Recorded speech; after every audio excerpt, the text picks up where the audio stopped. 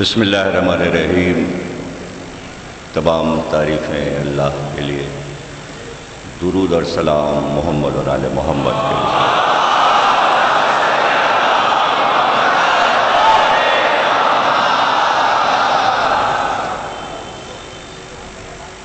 آپ کے شہر حیدرآباد میں پہلی مرتبہ آنے کا اتفاق ہوا ہے اور پہلی مجلس آپ حضرات سماعت فرما رہے ہیں۔ شوال کا مہینہ دو اہم تاریخوں سے منسوب ہے، ایک تو یوم جنت البقیع اور دوسرے شہادت صادق آل محمد حضرت امام جعفر۔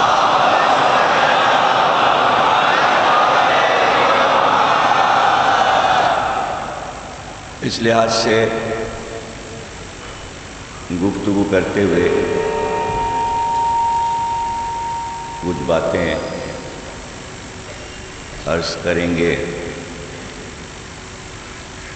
ظاہر ہے کہ فاصلے اور سفر دقت طلب چیزیں ہیں، لیکن یہ عشق اہل بیت، محبت اہل بیت ہر مشکل کو آسان بنا دیتی ہے، اور محبت اہل بیت سے کرنے والے کتنے ہی فاصلے پر کیوں نہ ہوں، دل سب کے ایک ہی ہوتے ہیں اور سب ایک دوسرے کو جانتے ہیں۔ آیا میں پہلی بار ہوں حیدرآباد، لیکن حیدرآباد کو میں ہمیشہ سے جانتا ہوں، اور کوئی بھی جو محبت اہل بیت کرتا ہوگا اس کو یہ علم ہونا چاہیے، ورنہ وہ جاہل کہلائے گا کہ یہ سرزمین حیدرآباد جہاں سے ہندوستان میں شیعت کا آغاز ہوا،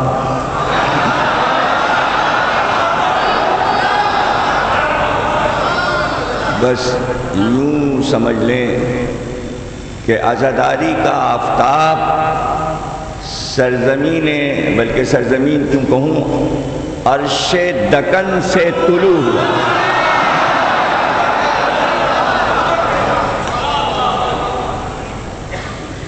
ایک طرف شیعت کا آغاز یہاں سے ہوا، عزاداری کا آغاز یہاں سے ہوا، بلکہ آج پوری دنیا میں جو اردو بولی جا رہی ہے اس کا آغاز یہاں سے ہوا۔ آج پورے ورلڈ میں اردو تیسرے نمبر پر ہے، دین اس سرزمین کی ہے۔ تین چیزیں میں نے آپ کو بتا دیں جن کا آغاز یہاں سے ہوا۔ شیعت کا آغاز ہندوستان میں یہاں سے ہوا، عزاداری کا آغاز یہاں سے ہوا، اردو زبان کا آغاز یہاں سے ہوا، چوتھی چیز اردو مرثیے کا آغاز یہاں سے۔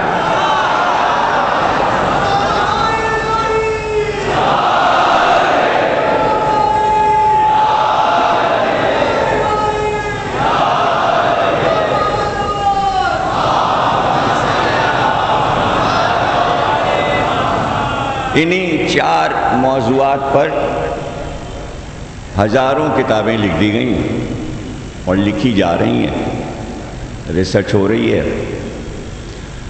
امریکہ، یورپ، ہندوستان، پاکستان، ہر ملک میں جہاں جہاں علمی محققین رہتے ہیں، اسکالرس رہتے ہیں، وہ اچھی طرح سے جانتے ہیں انہی چیزوں کے درمیان بتانے کی ضرورت نہیں ہے۔ جب عزاداری کہہ دیا تو اس کے معنی یہ ہے کہ ایک تہذیب، ایک تمدن، ایک کلچر، اس لیے کہ کچھ چیزیں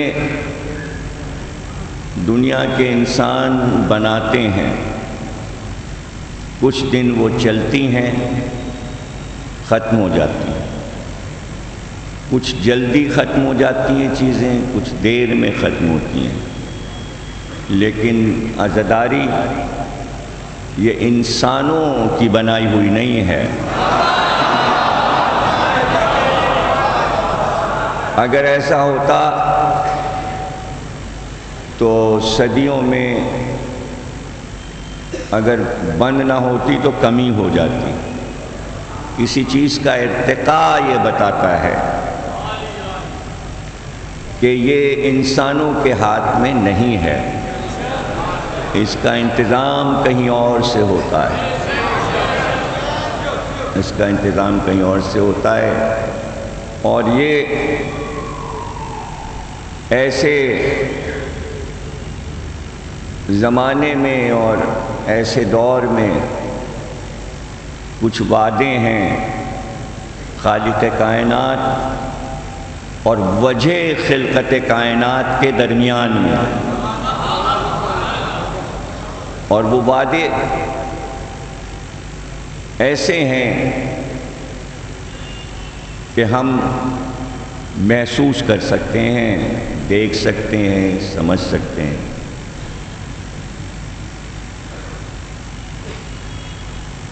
دنیا میں کوئی ملک ایسا نہیں ہے کہ جہاں تہذیب و تمدن نہ ہو،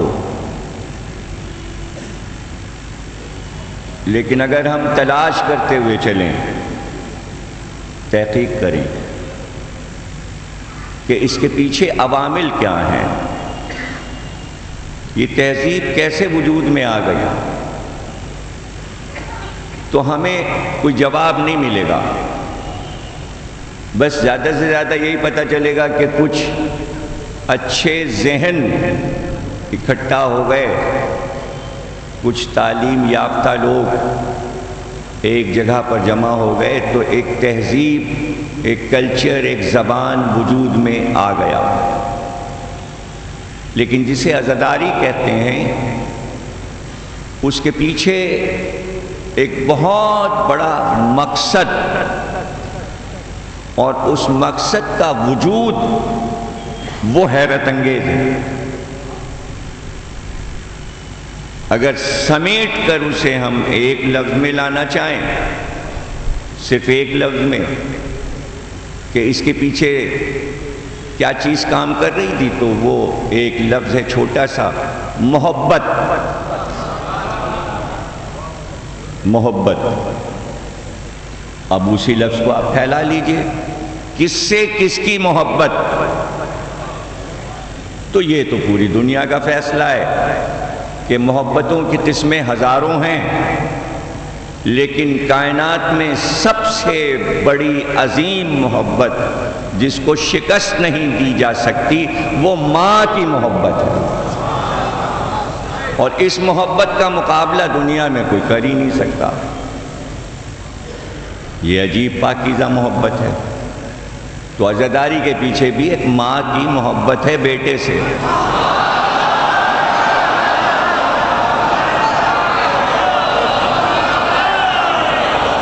نہیں، آپ دیکھیے، داد تو آپ نے دے دی، لیکن تھوڑا سا سوچ کے تو دیکھیے کہ دنیا میں کہیں بھی ماں ہو، کسی فرقے کی ماں ہو، کسی مذہب کی ماں ہو، کسی ملک کی ماں ہو، وہ جو اپنے بیٹے سے محبت کر رہی ہے، کیا اس کی محبت کو کوئی شکست دے سکتا ہے؟ تو جب یہ طے ہے کہ ماں کی محبت جو بیٹے سے ہے اسے شکست نہیں دیا جا سکتا، تو کیا میں کہوں کہ کائنات کی کتنی عظیم ماں سیدہ ہے جس نے حسین کی محبت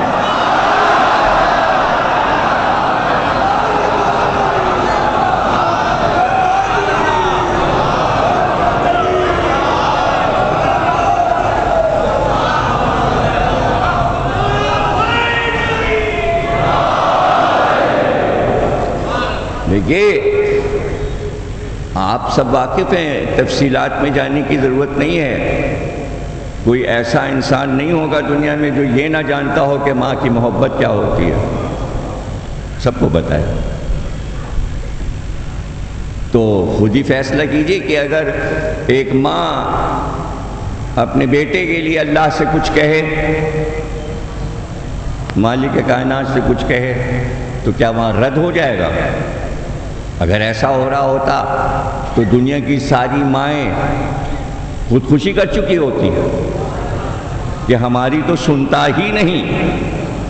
وہ کسی مذہب کی ماں ہو تو سننے والا تو ایک ہی ہے نا، نام اس کے انیک ہیں، سننے والا تو ایک ہی ہے۔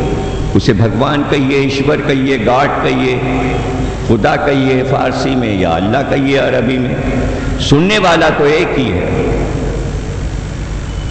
تو نہیں بھی بیٹا ہوتا ہے تو وہ ماں جو دعا مانگتی ہے کہ مجھے بیٹا دے دے، تو وہ کسی مذہب کی ماں ہو، بیٹا تو ملتا ہے نا۔ ایسا تو نہیں ہوتا کہ قرآن پڑھنے والوں کے میں سے جو ماں ہو تو وہ اللہ کہہ کے دعا مانگے تو بیٹا مل جائے، نہیں، ایسا نہیں ہوتا۔ پوری کائنات میں اگر کسی کے اولاد نہیں ہے تو وہ ماں بیٹا مانگتی ہے اور اللہ دیتا ہے۔ یہ تھوڑی پوچھتا ہے تیرا مذہب کیا ہے، تو نے کلمہ پڑھا ہے یا نہیں، یا بیٹا مانگ رہی ہے، ایسا تو کہیں بھی نہیں ہوتا۔ یہ سمجھنا ذرا سا آپ کے لیے دقت طلب ہے، لیکن میں مشکل بات کو آسان بنا کے سمجھا دیتا ہوں کہ ماں کی محبت خود ایک دین ہے، اس میں لا الہ کی ضرورت نہیں ہے۔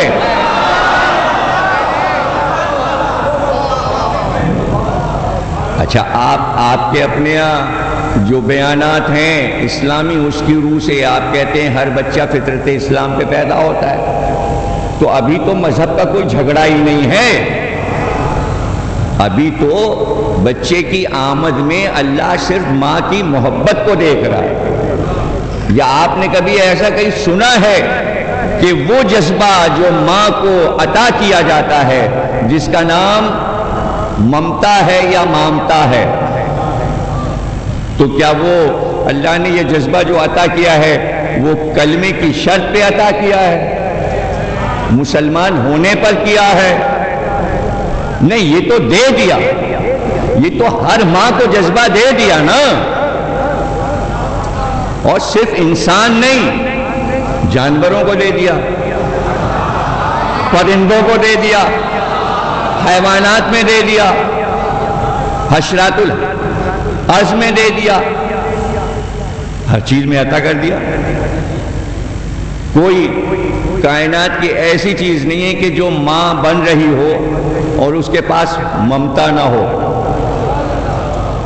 یہ عطا کیا ہوا اس کا قیمتی تحفہ ہے۔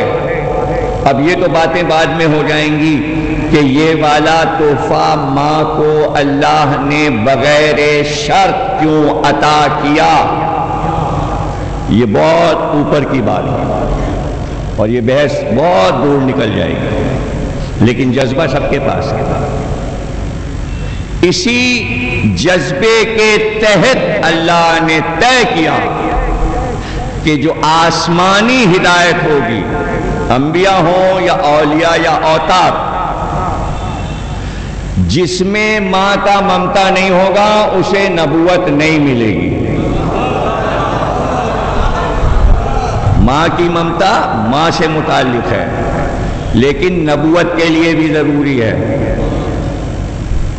اور نبوت کو یوں آزماتا ہے کہ اولاد دے کے نہیں آزماتا، بلکہ آدم سے لے کر اور خاتم تک ہر نبی کو یہ حکم ملا کہ جانور چراؤ، جانور پالو، سب یہی کام کرتے تھے۔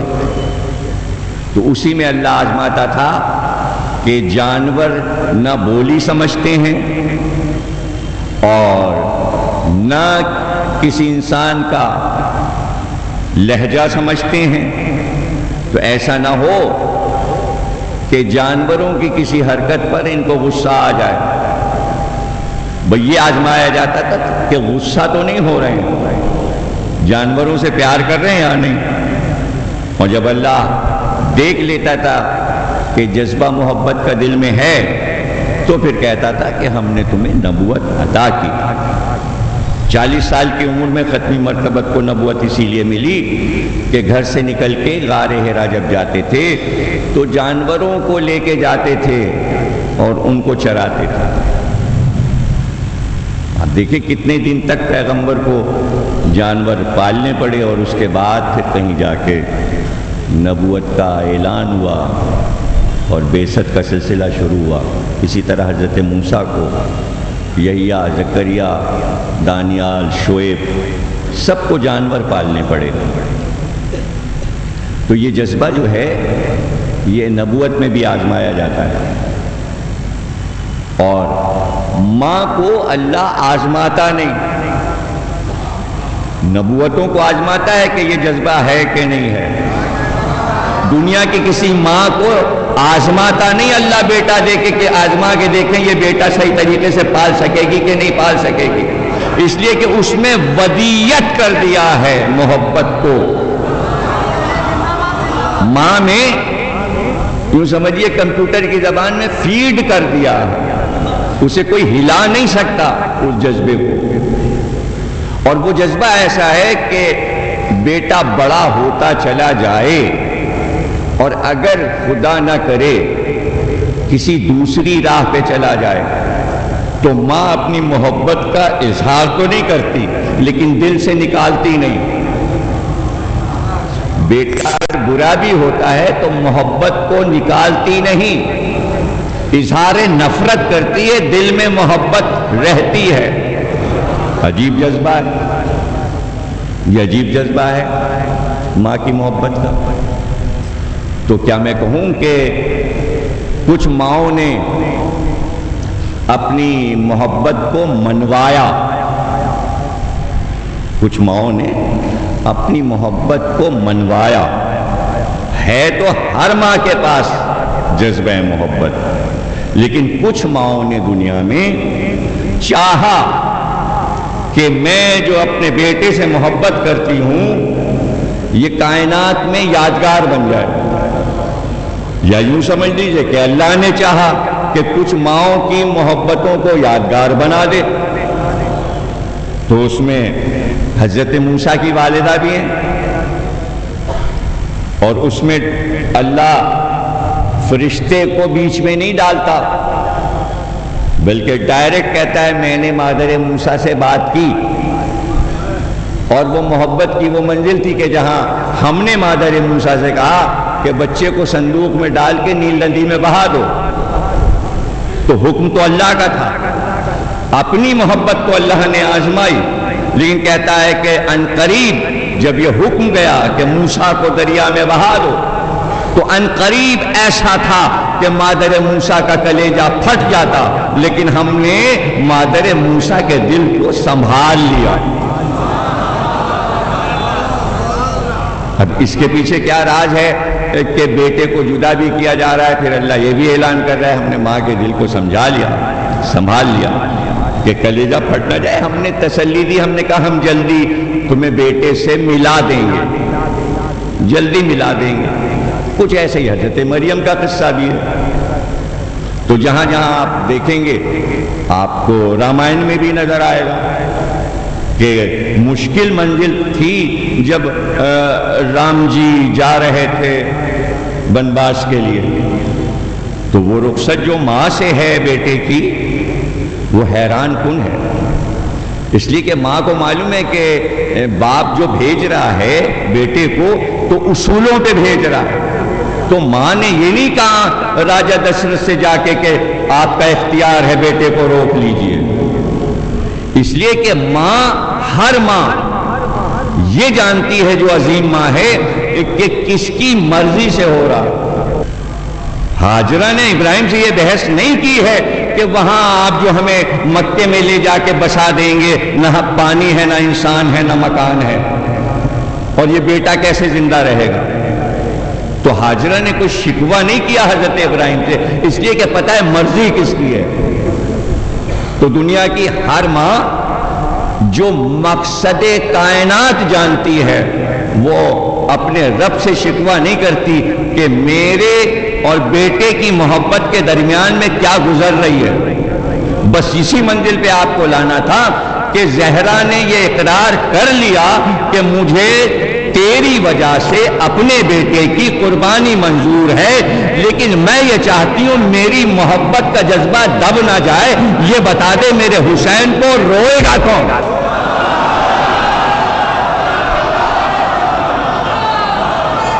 میرے حسین کو روئے گا۔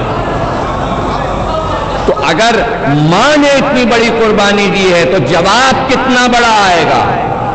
یہ بیٹھ کے نہ سوچا کیجئے کہ عزاداری کیسے ہو گئی، یہ سوچا کیجئے کہ جواب اس کا ہے، سوال زہرا کا ہے، جواب اس کا ہے، جواب اس کا ہے۔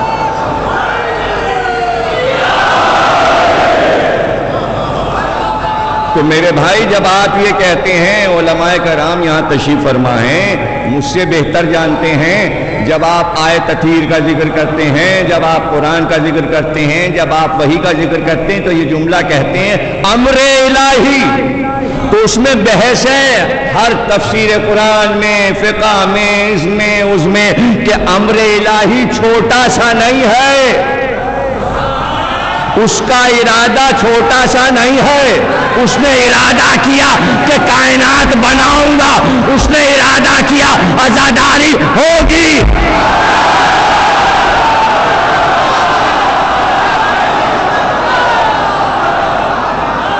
اس کا ارادہ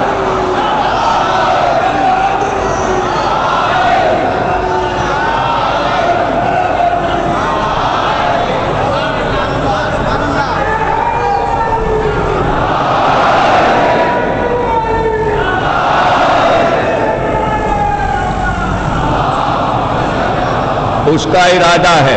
اب آج سے یہ کہیے گا میرے جملے کے بعد، عزاداری تاریخ نہیں ہے، ارادہ الہی ہے۔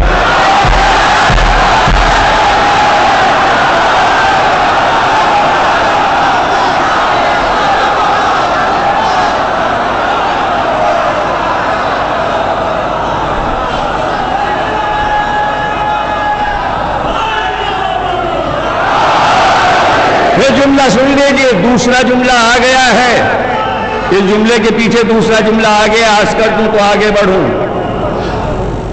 عزاداری ارادہ الہی ہے۔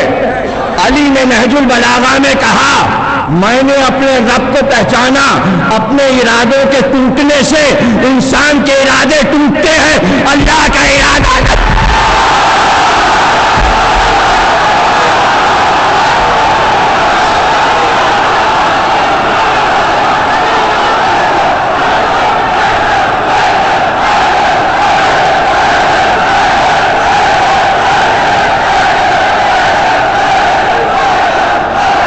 سلامت رہو، سلامت رہو، اللہ تمہیں سلامت رہے، خوش رکھے تمہیں، تمہارے گھر آباد رہیں، تمہاری دعائیں قبول۔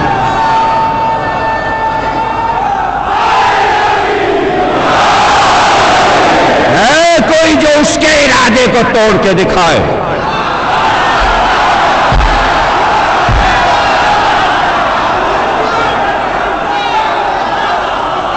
ہے کوئی؟ ارادہ الہی ہے، امر الہی ہے، کائنات میں ہر کام امر الہی سے ہو رہا ہے۔ کچھ ارادے اس کے عظیم سے عظیم تر ہیں، کچھ ارادے خود ہی تر کر دیتا ہے،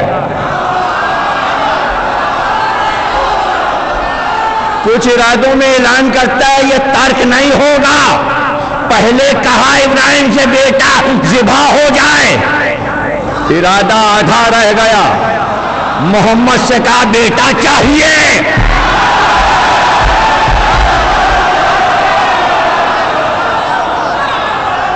چاہیے، وہاں قربانی روک دی، اپنے ہی ارادے کو روک دیا، یہاں ارادے کو طویل کر دیا، تو جب کربلا میں اس کا ارادہ نہیں ٹوٹا تو اب کیا ٹوٹے گا؟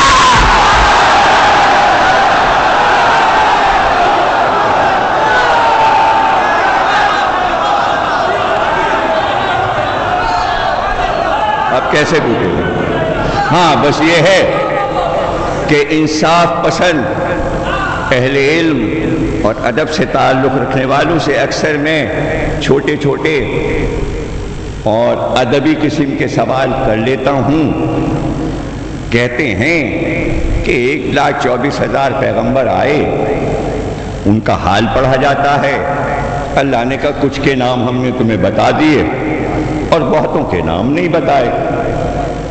جہاں کہا کہ بہتوں کے نام نہیں بتائے تو تاریخ کا خیال یہی ہے کہ دنیا میں جہاں کہیں بھی اچھے اچھے ہادی آئے وہ سب 1,24,000 میں شامل ہیں۔ ثبوت ملیں یا نہ ملیں، سب سے بڑا ثبوت یہ ہوتا ہے کہ آنے والا ایک کو منوائے،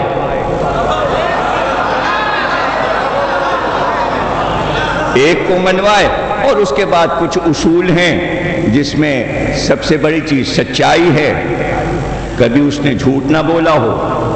اس معیار پر کہتے ہیں لوگ کہ سقراط بھی سچا تھا،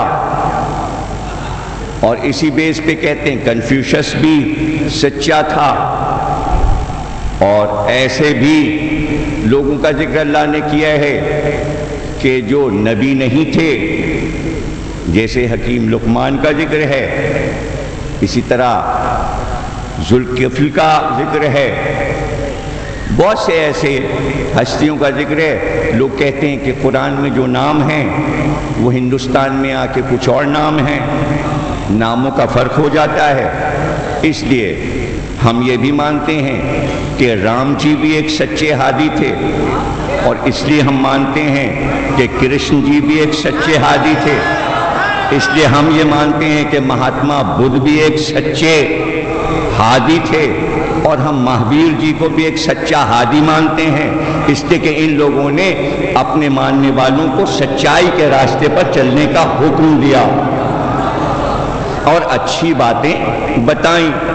اس لیے جب ہمیں نام ہی نہیں قرآن میں مل رہے ہیں تو مجبوری یہ ہے کہ 1,00,000 نام یاد کیسے رہتے، اس لیے اللہ کہہ رہا کچھ کے نام بتائے کچھ کے نہیں بتائے، کچھ قوموں میں کچھ اور نام ہے، اور اس میں کوئی پریشانی نہیں ہونی چاہیے۔ عرب والے اگر ابراہیم کو ابراہیم کہتے ہیں تو ہندوستان والے برہما کہتے ہیں، اس میں کوئی گھبراہٹ کی بات نہیں ہونی چاہیے۔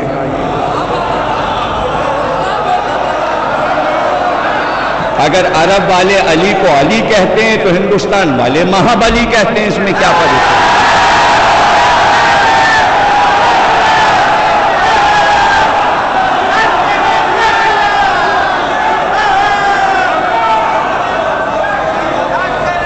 تو جب ہم اس منزل پر آ گئے کہ پوری دنیا ہر قوم کے ہادی کو جانتی اور پہچانتی ہے، اگر ہم 10-20 برس پہلے یہ بات کہتے تو شاید آپ منع کر دیتے، لیکن اب جب کہ کمپیوٹر آ گیا ہے اور آپ آرام سے یہاں بیٹھ کے امریکہ میں جو بات کر رہا ہے اس کے کمرے کو بھی دیکھ سکتے ہیں، اس کو چلتا پھرتا بھی دیکھ سکتے ہیں، اور منٹوں میں یہ کام ہو جاتا ہے۔ تو یہاں اب کوئی چیز ڈھکی چھپی نہیں رہی کائنات میں، اس لیے ہمیں ہر قوم کے ہادی کے تفصیلی حالات معلوم ہیں، چاہے وہ انگلینڈ میں ہو، روم میں ہو، ترکی میں ہو، ایران میں ہو، عراق میں ہو، انڈونیشیا میں ہو، ملائیشیا میں ہو، ہندوستان میں ہو، پاکستان میں ہو، لنکا میں ہو، کہیں بھی ہے، ہر چیز کمپیوٹر پر ہے، صرف لفظ دینا ہے اور معلومات لے لینا ہے۔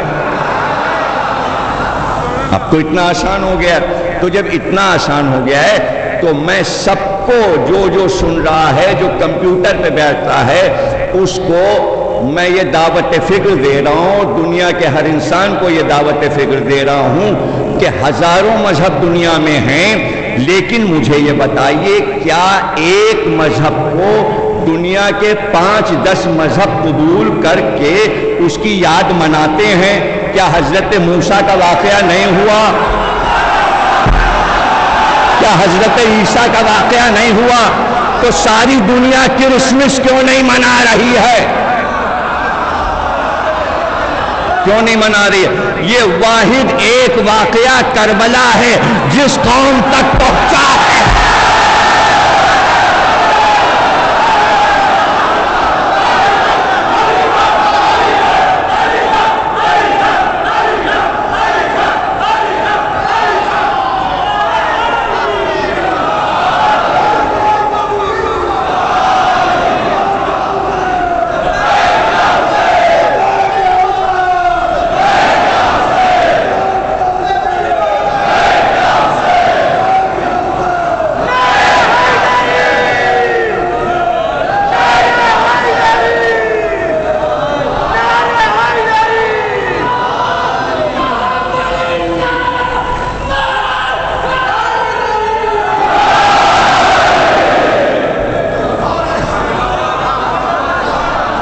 ہاں یہ آپ کہہ سکتے ہیں، یہ آپ کہہ سکتے ہیں کہ ہر مذہب دوسرے مذہب کے تہواروں کو کبھی کبھی منا لیتا ہے،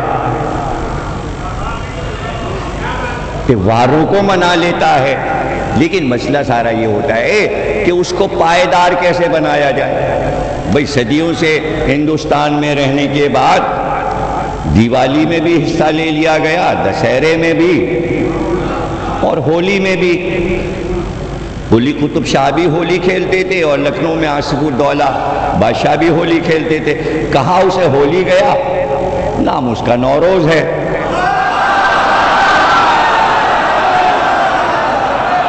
دیکھیے قلی قطب شاہ کا سب سے بڑا جشن جو ہے محرم کے بعد،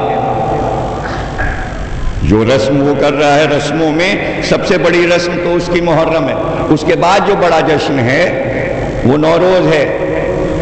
اودھ میں بھی آصف الدولہ شجاع الدولہ سے لے کے واجد علی شاہ تک خوشی کا سب سے بڑا جشن نوروز ہے۔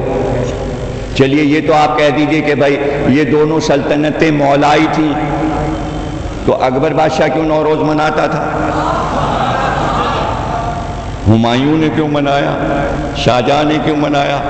اورنگزیب و بہادر شاہ ظفر تک کیوں ہوا؟ نہیں، نوروز کے پیچھے، اور یہ بھی دیکھیے یہ لفظ نو جو ہے یہ قلی قطب شاہ کی دین ہے۔ اردو زبان کو یہ لفظ اس نے دیا جہاں پہ نو لگ جائے، یہ سارے نو کے لفظ قلی قطب شاہ نے لگائے۔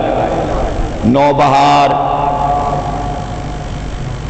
نو رنگ، اچھا نو رنگ کا بھی مظاہرہ ہوتا تھا اس میں قلی قطب شاہ کے، جہاں جہاں وہ سارے نو کے جتنے لفظ ہیں ان کی ایک فہرست ہے جو قلی قطب شاہ نے ادب کو دیے۔ اب یہ نو میں کیا راج ہے؟ اس لیے کہ نو کے معنی نیا بھی ہے اور نو ایک گنتی بھی ہے، نو ایک گنتی بھی ہے۔ نو کی گنتی جو ہے وہ دو ہستیوں کی ہے، ایک جناب سیدہ کا عدد ہے، دوسرے امام مہدی کا عدد ہے۔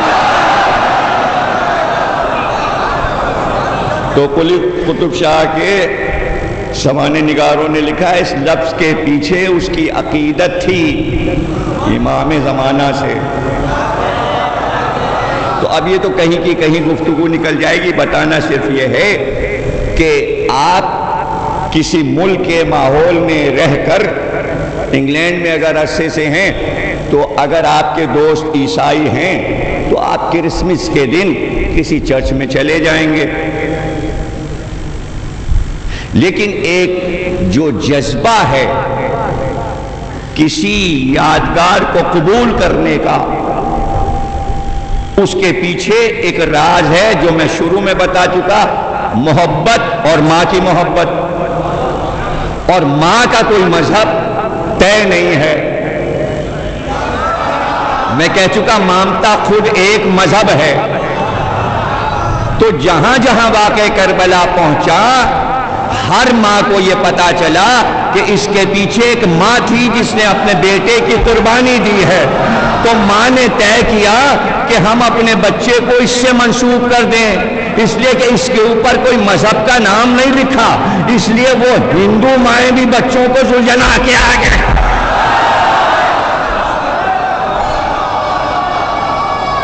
اور کہتی ہیں یہ تو عطا کرتے ہیں، یہ عطا کرتے ہیں، لیتے نہیں ہیں، یہ لیتے نہیں ہیں، یہ عطا کرتے ہیں۔ تو پتہ چلا کہ محبت کار فرما ہے، اس لیے قبولیت ہے۔ تو یہاں انسان کا مزاج کائنات کے یہ ہے، جسے میں کئی طریقوں سے اپنی تقریروں میں کہہ چکا ہوں کہ کسی کے ہنسنے پر رک کر کوئی نہیں پوچھتا کہ کیوں ہنس رہے ہو، لیکن اگر کوئی کسی جگہ رونے لگے تو 10 قدم رک کر پوچھتے ہیں بھائی کیا پریشانی ہے؟ تو پہلے وہ یہ نہیں پوچھتا مذہب کیا ہے، وہ آنسو دیکھتا ہے۔ تو جب حسین کے جلوس کائنات میں نکلے تو لوگوں نے یہ نہیں پوچھا کہ یہ کیوں نکل رہا ہے، انہوں نے روتے دیکھا لوگوں کو، تو پوچھا رو کیوں رہے ہو؟ کا ایک گھر اجڑ گیا تھا، اس کی یاد میں رو رہے ہیں۔ لو کہانی شروع ہو گئی کربلا کی، اسی کا نام عزاداری ہے۔ کون ہے جو بغیر محبت اور پیار کیے چلا جائے؟ یہ تو میں نے آپ کو ایک ادبی انداز سے تمہیدی طور پر ایک بات سمجھا دی۔ اگر آپ مذہبی اعتبار سے جاننا چاہتے ہیں تو اس کے بھی 8-10 رخ ہیں اور وہ عرض کیے جا سکتے ہیں، لیکن ایک رخ آپ کو میں اس وقت پیش کرنا چاہ رہا ہوں، اس لیے کہ میں نے شروع میں کہہ دیا کہ جنت البقیع اور امام صادق، اور مجھے دونوں ذکر درکار ہیں اس وقت، اور دونوں ذکروں کو ملا کے تقریر کو ختم کر دینا ہے، جو میرے لیے مشکل کا باعث لگ رہا تھا لیکن اب آسان ہو گیا آپ کے حسن سماعت سے کہ آپ تمام باتوں کو سمجھ رہے ہیں۔ عزاداری کی بنیاد واقعہ کربلا سے پہلے جناب سیدہ نے رسول اللہ کے گھر میں رکھ دی۔ اس وقت دنیا کی تاریخ کو یہ علم نہیں تھا کہ اس عصمت قدا میں کیا معاملات طے پائے ہیں۔ جب واقعہ ہو گیا تو ساری چیزیں عام ہو گئیں کہ بھائی یہ ہوا تھا، یہ ہوا تھا، حدیثوں میں آ گیا، مورخین نے بیان کر دیا، محدثین نے بیان کر دیا، یہ ایک وعدہ تھا اور اللہ سے وعدہ تھا اور ایسا ہوا اور ایسا ہوا۔ لیکن واقعہ کربلا سے پہلے کوئی نہیں جانتا تھا کہ کیا کیا ہونے والا ہے، کوئی نہیں جانتا تھا، صرف خاص لوگ جانتے تھے کہ جنہیں ائمہ نے بتایا تھا ایسا واقعہ ہوگا، یہ سرزمین ہے، سرزمین بھی دکھا دی تھی، کربلا کا تعارف بھی ہو گیا تھا۔ عوام نہیں جانتے تھے، عوام کو نہیں پتا تھا۔ واقعہ ہو گیا، جب واقعہ ہو گیا تو عزاداری شروع ہو گئی۔ چونکہ وعدہ اللہ سے سیدہ کا تھا تو اب جو وارث سیدہ ہے وہ پیغام لے کے چلی، اس لیے کہ وہ وارث تھی، سیدہ کا وعدہ تھا، اس کو وعدے کو پورا کرنا تھا، اس کا نام زینب ہے، زینب ہے اس کا نام۔ اب وہ سفر شروع ہو گیا عزاداری کا۔ ظاہر ہے کہ طاقت آتی ہے ماں سے۔ زینب میں وہ ممتا تھی، میں تو کہہ چکا نا دنیا کی کوئی ماں ایسی نہیں ہے جس کے پاس محبت کا جذبہ نہ ہو۔ تو اللہ نے 2 بیٹے دیے تھے اون و محمد، تو زہرا نے 2 محبتوں کو یکجا کر کے اپنی محبت کو طاقتور بنایا۔ ایک ماں والی طاقت جو اون و محمد کے لیے ہونا چاہیے تھی وہ بھی حسین کو دے دی، اور بہن کی جو محبت ہے دونوں کو ملا۔ بیٹوں کو بھول گئیں اور حسین. تو اب جب محبت عزاداری کے ساتھ شروع ہوئی تو پیغام بڑھتا گیا اور دیکھتے ہی دیکھتے کائنات میں پھیل گیا. یہ تو سب باتیں گہرائی میں جب آپ جائیں تو پتہ چلے کہ کوئی دیر نہیں لگی واقعہ کربلا کو کائنات میں اعلان فوراً ہو گیا. انسان اعلانات میں دیر لگاتے ہیں. اللہ نے انسانوں کے ذمے اعلان نہیں رکھا بلکہ کہہ دیا آفتاب بتا دے گا واقعہ کربلا ہو گیا، زمین کا زلزلہ بتائے گا واقعہ ہو گیا، پرندے بتائیں گے واقعہ ہو گیا، جانور بتائیں گے واقعہ ہو گیا، فضا بتائے گی، فضا کی خوشبو بتائے گی واقعہ ہو گیا. اور جہاں جہاں لوگ محسوس کرتے گئے، پتہ لگاتے گئے آفتاب میں گہن کیوں لگا، مہتاب میں گہن کیوں لگا، ستارے کیوں ٹوٹے، زمین سے خون کیوں نکلا، آسمان سے خون کیوں برسا. اور جہاں تھوڑی سی بھی لکھت پڑھت تھی، خط و کتابت تھی، تو حسین نے جن جن لوگوں کو خط لکھا تھا اس میں ایک خط سید سجاد کے خالو مہاراجا ادے پور کے پاس بھی آیا تھا جو جناب شہربانوں کے بہنوئی تھے. تو اس خط سے پتہ تو اسے لگانا تھا کہ حسین نے کیوں بتایا ہے کہ ہم عراق آئے ہیں. تو اس نے اپنے پیغامبر بھیجے، جلدی سے آ کے انہوں نے بتایا، وہ شہید ہو گئے. یعنی خالہ کو بتایا کہ تمہارا بھانجا سید سجاد یتیم ہو گیا. وہ وہی وقت ہے کہ گوالیار سے لے کے جے پور تک عزاداری شروع ہو گئی. پیغام اخبار ٹی وی کی ضرورت نہیں ہوتی عزاداری کو. نہیں سمجھے آپ؟ پھر میں واپس جاؤں، چونکہ ارادہ اس کا ہے، اس کے ارادے کو اخبار اور ٹی وی نہیں چاہیے. ذرائع ابلاغ تو اس کے اپنے بنائے ہوئے ہیں نا. تو کائنات کی فضا اور فطرت جو ہے وہ اس کے پیغام کو آگے پہنچا دیتی ہے. پیغام پہنچ گیا، عزاداری پھیلتی چلی گئی، پیغام بڑھتا چلا گیا اور دیکھتے ہی دیکھتے عرب سے نکل کے دنیا کے ہر کونے کونے میں عزاداری پہنچ گئی. شروع میں خواص میں ہوتی ہے، ہر چیز بعد میں عوام میں آ ہی جاتی ہے اگر چیز اچھی ہو، ہے نا. دیکھیے نا دکن میں کیا ہوا، اور بھی بیٹا بیمار ہوا، اور طاہر شاہ آئے، ڈر رہے تھے بیٹا مر جائے گا.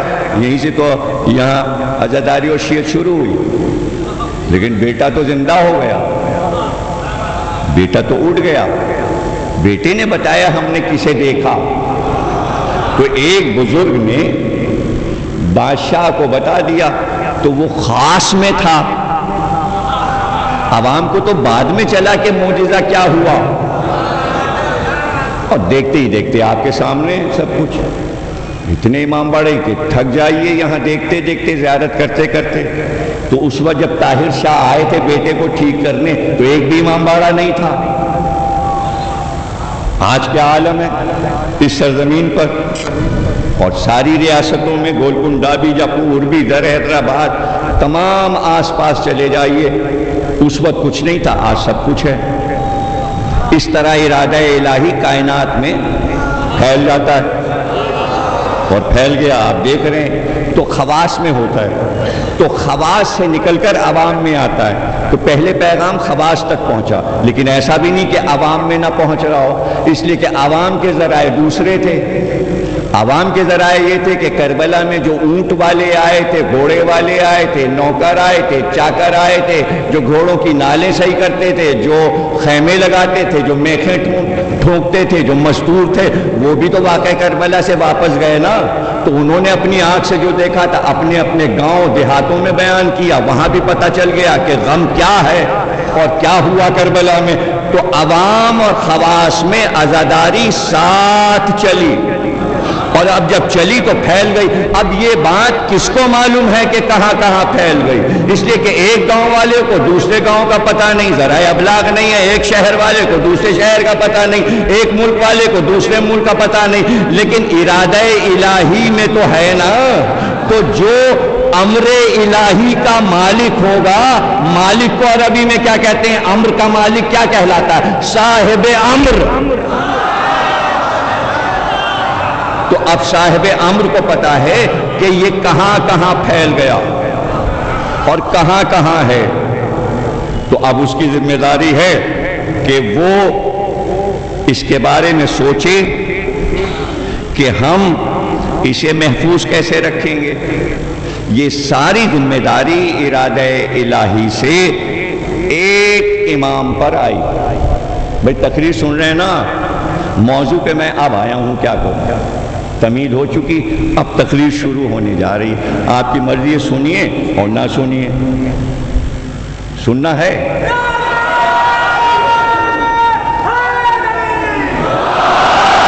ایک امام پر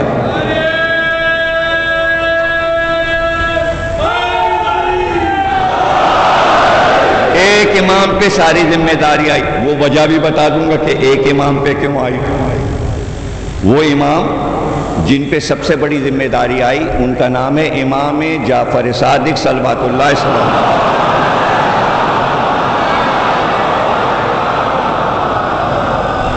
ان پہ یہ ساری ذمہ داری کیوں آئی؟ اس لیے کہ یہ امامت کا بیچو بیچ ہے.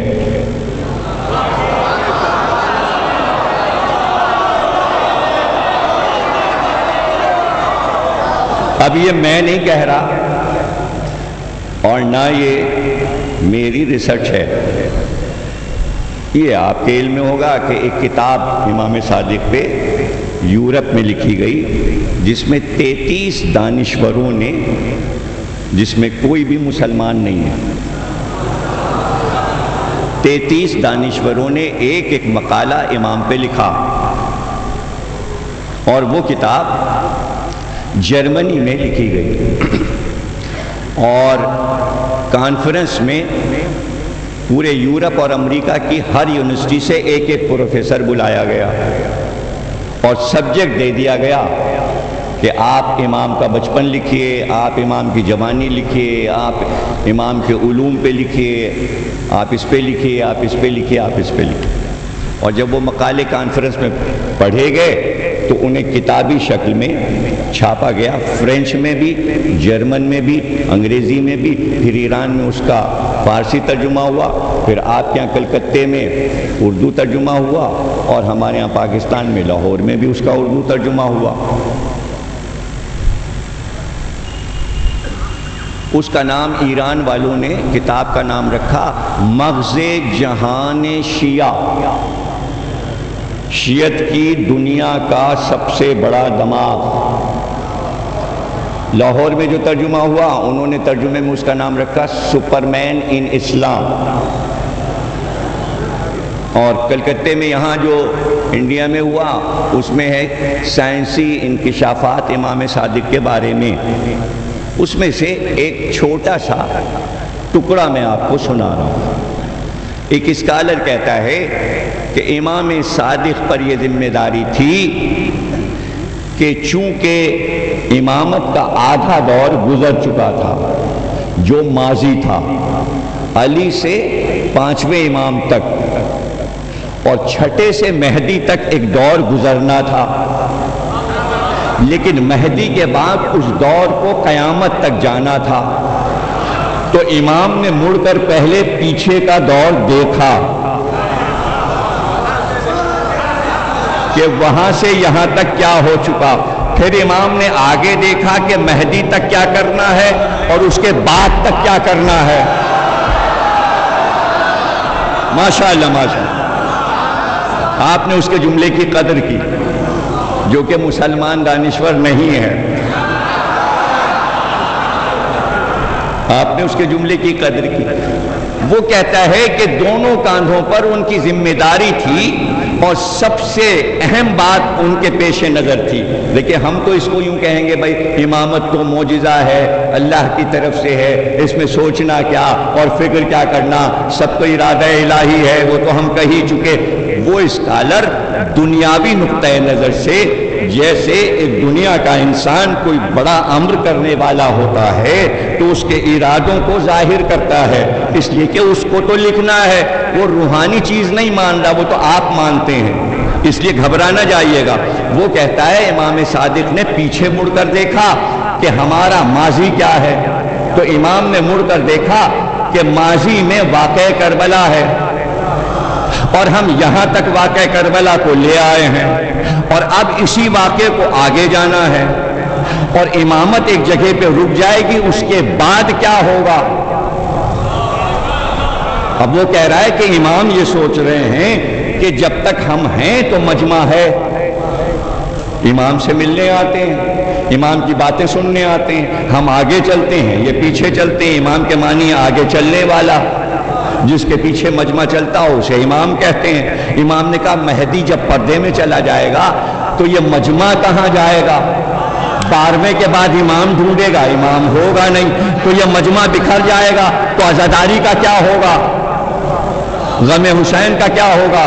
تو وہ اسکالر کہتا ہے جعفر صادق نے ایک انسٹیٹیوشن عزاداری کا بنا کے دیا اور اس کی مرکزی چیز جو رکھی اس کا نام ہے علم۔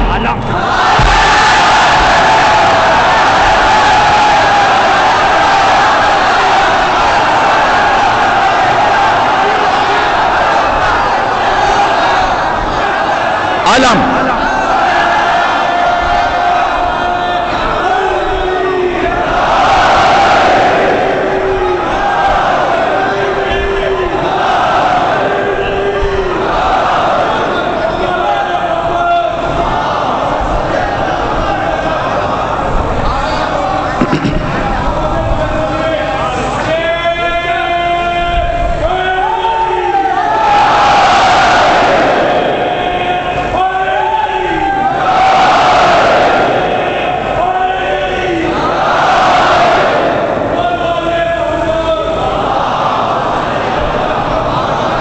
وہ کہتا ہے کہ امام صادق نے عزاداری میں مرکزیت علم کو دے دی۔ امام نے فیصلہ کیا کہ جب مہدی پردے میں چلا جائے گا تو مجمع بکھرے گا نہیں۔ امام کو معلوم تھا جیسے ہی علم بلند ہوگا مجمع آ جائے۔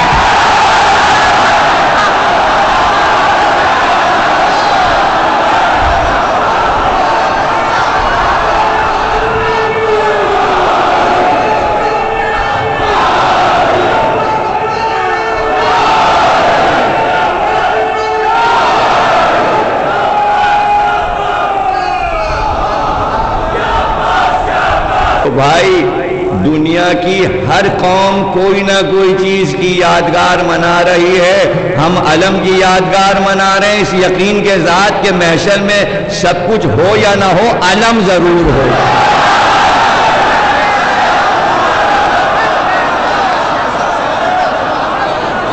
اب ظاہر ہے کہ آپ علم کی اہمیت آپ سے زیادہ کون جانتا ہے۔ قلی قطب شاہ نے اپنی عمارتوں پہ نشانات بنائے، عمارتیں اسی سے پہچانی جاتی ہیں کہ کس فکر والے نے بنائی ہے۔ 2 علم، وہ آپ کو چار مینار پہ بھی مل جائے گا، آپ کو مقبروں پہ بھی مل جائے گا، عزا خانوں میں بھی مل جائے گا، نقش کر دیا علم، نقش کر دیا۔ اب اس میں کوئی جھگڑا نہیں، اس میں رہے کوئی بھی، علم اپنی جگہ ہے۔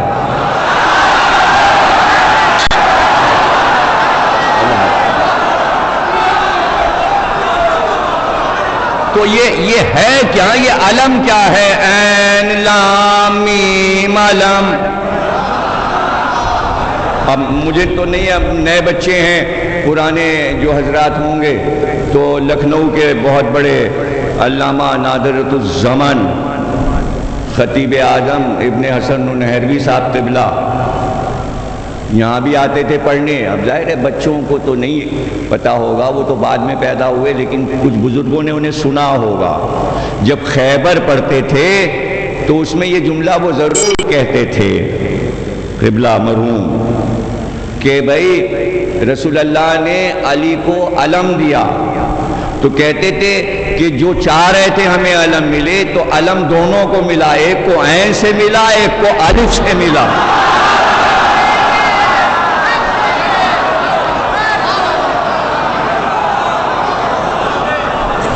تو یہ علم جو ہے جو آج عزاداری کو لیڈ کر رہا ہے، مرکزی حیثیت علم کی ہے۔ یہ کیوں؟ اس لیے کہ دنیا کی کوئی قوم ایسی نہیں گزری جس کے پاس اپنا پرچم نہ ہو،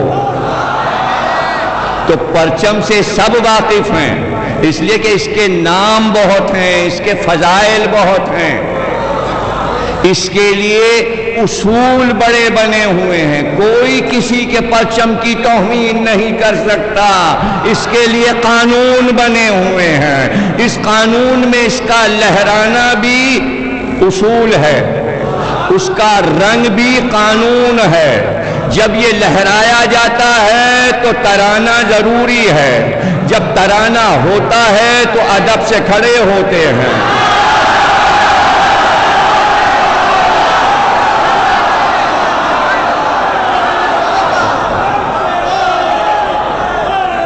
رنگ نمائندگی کرتا ہے کہ بھائی یہ اوپر جو ہے لال گیروا نارنجی رنگ ہے، پھر یہ سفید ہے اور پھر یہ سبز ہے، یہ تین قومیتوں کو ظاہر کرتا ہے، اس میں امن بھی ہے، لال اور ہرا بھی ہے، لال حسین کا ہے، ہرا حسن کا ہے، سفید علی کا ہے۔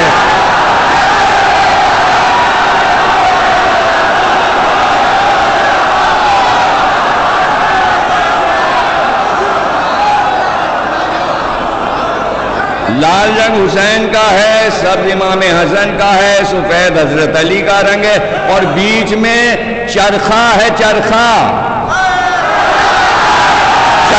سیدہ کے جہے۔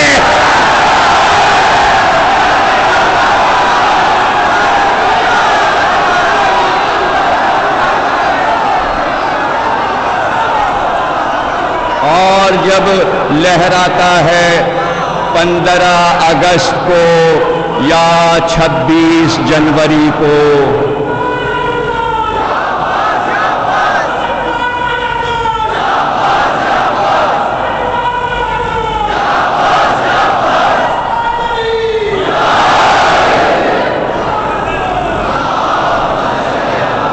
ایک جذبہ عطا کرتا ہے پرچم کا لہرانا۔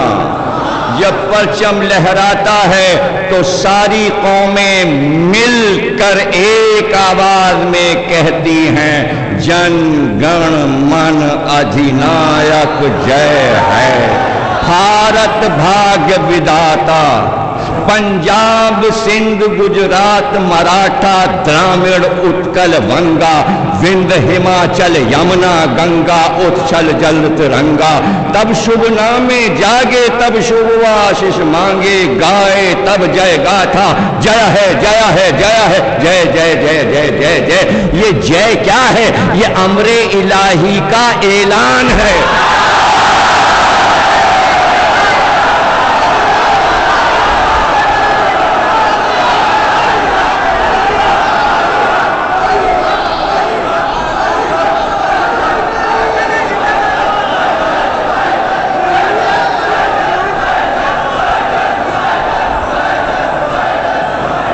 دیکھیے رابندر ناتھ ٹیگور نے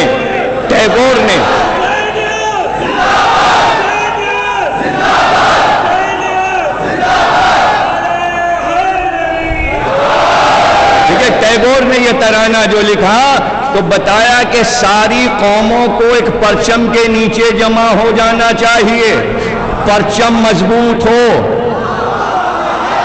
اس کی نمائندگی میں پتا ہو کہ چرخہ کیا ہے، رنگ کیا ہے، لہرانا کیا ہے اور لفظیات کیا ہیں۔ تو جب آپ کو مقصد پتا ہوگا تو ایک پرچم کے نیچے جمع ہوں گے، مقصد ایک ہی ہے، امن۔ امن کے لیے پنجتن مباہلے میں آئے تھے، جس پرچم میں ان 5 کا ذکر آ جائے تو وہاں امن ہی امن ہوگا اور امن کا پیغام ہوگا۔ تو جہاں پر ٹیگور نے یہ بات کہی کہ ساری قومیں آ جائیں، اس کا مطلب یہ ہے کہ انسان جاگے، اسی کو جوش نے کہا انسان کو بیدار تو ہو لینے دو۔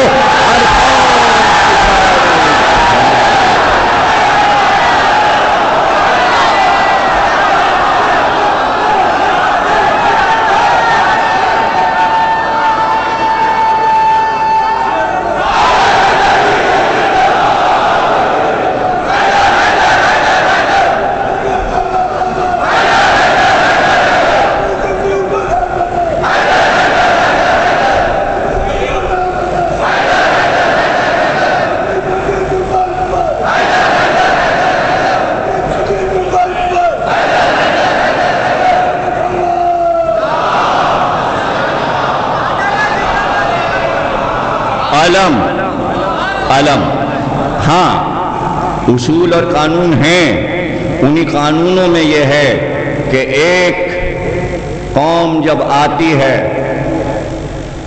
تو جانے والی قوم کا پرچم ہٹا کر اپنا پرچم لگا دیتی ہے۔ ہاں دہلی کے قلعے پر کبھی مغلوں کا پرچم لہراتا تھا، انگریز آئے تو اسے اتار کر اپنا پرچم لگا دیا۔ ہندوستان آزاد ہوا تو انگریزوں کا پرچم اتار کر کانگریس ترنگا اپنا جھنڈا لہرا دیا گیا۔ پتہ چلا جب قومیں فاتح ہوتی ہیں تو اپنا پرچم لگاتی ہیں۔ عباس وہ فاتح ہے کہ ہر جگہ جاتا ہے۔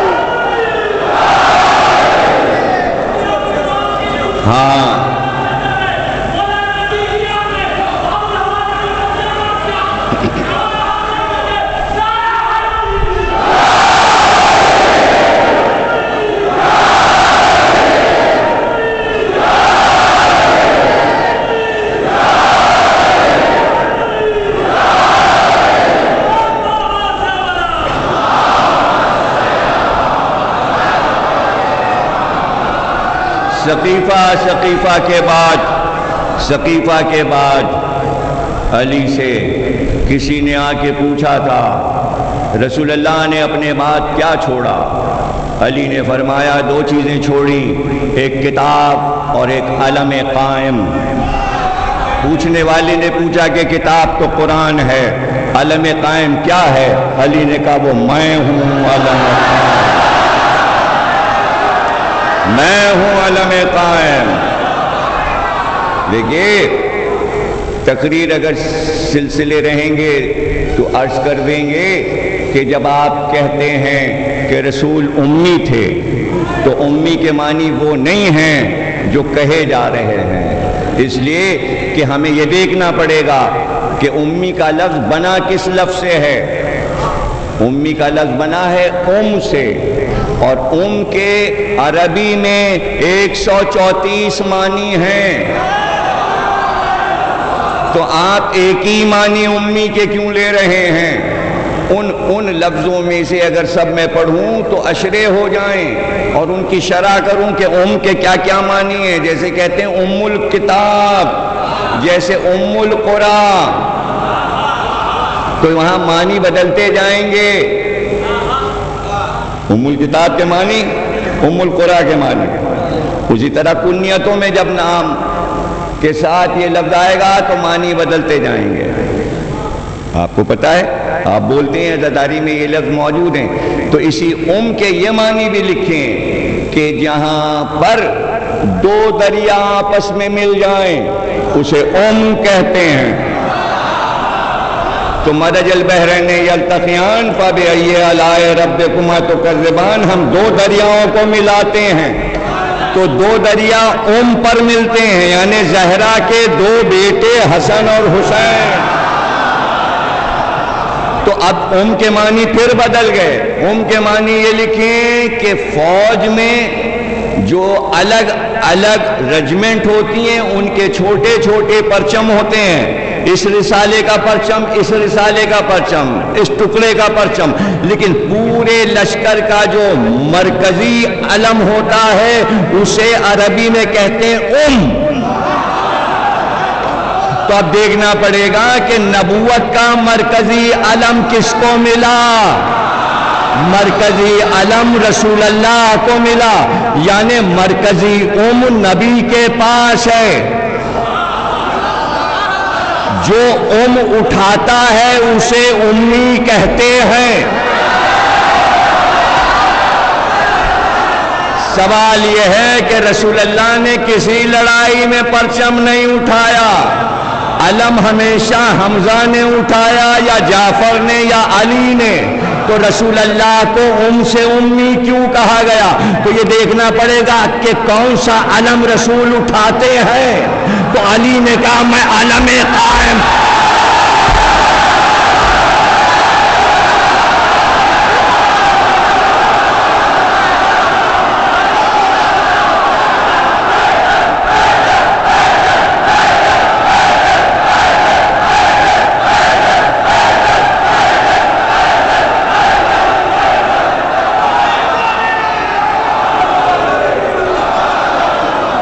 علی علم تھے۔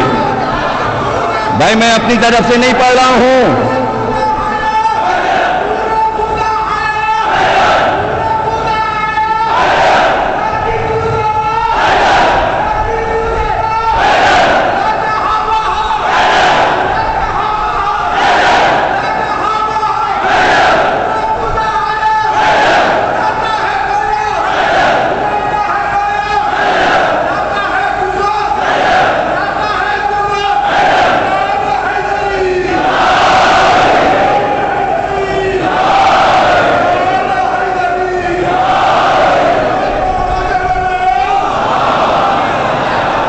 توجہ ہے نا آپ کی؟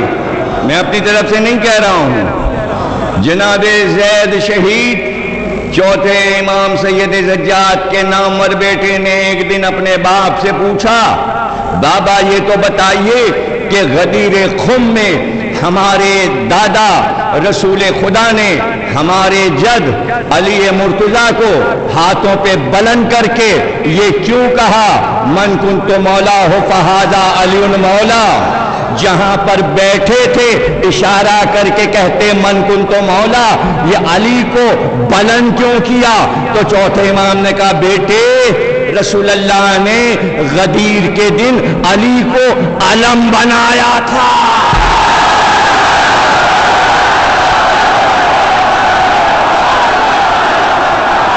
علم بنا۔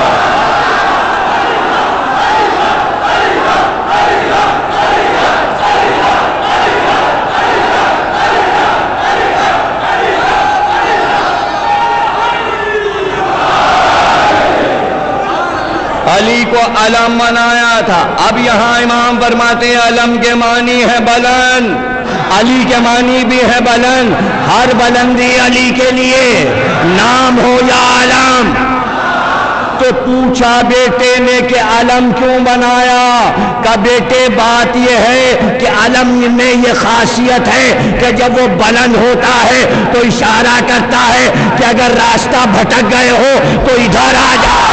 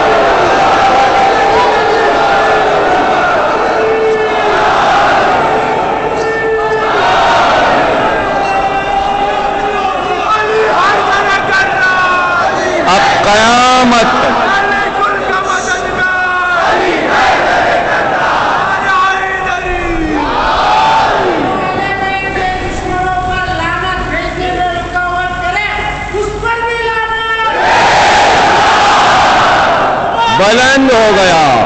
اب علم کا کام ہے، دیکھیے علم کا کام ہے۔ علم یہ نہیں کہہ رہا ہے کس مذہب کے ہو، کس ملت کے ہو۔ علم تو ایک عجیب بات کہہ رہا ہے، کہتے ہیں کہ صحراؤں میں جب مسلمانوں کی آمد ہوئی سندھ کے ریگستانوں میں تو پانی نہیں ملتا تھا، تو گاؤں کے رہنے والوں نے بڑے بڑے علم لگا کے پھریرے لگائے اور وہاں مٹکے میں پانی رکھ کے کھانے کا انتظام کیا، تنور لگایا کہ بھٹکے ہوئے قافلے اس کو دیکھ کر ادھر آئیں کہ یہاں پانی بھی ملے گا اور کھانا بھی ملے گا۔ علم پانی بھی دیتا ہے اور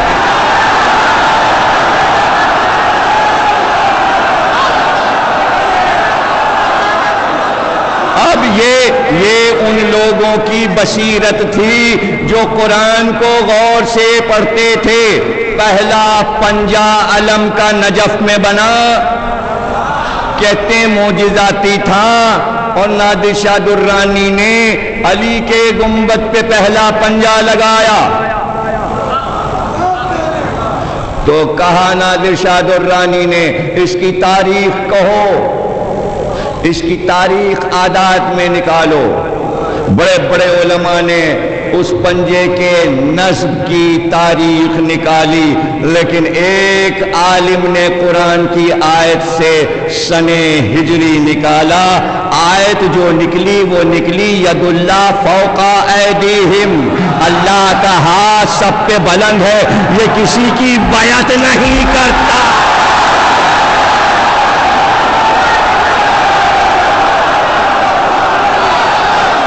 ید اللہ فوق ایدیہم، سب پہ بھاری ہے یہ ہاتھ، اعلیٰ ہے یہ ہاتھ، یہی ہاتھ تو یہ اٹھا، دیکھیے یہ اٹھا، یہ ازل سے طے ہے، جب سے ہادی آیا ہے دنیا میں۔ ہادی کو چھوڑ کے نہیں جاتا، موٹی کتابیں کون پڑھتا ہے، ایک اشارہ عمر میں دے کے جاتا ہے، اپنے ہاتھ کا اشارہ۔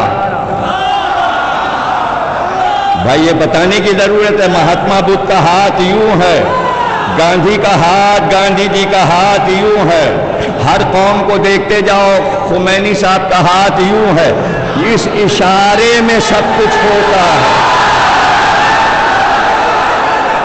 سارا اشارہ ہوتا ہے۔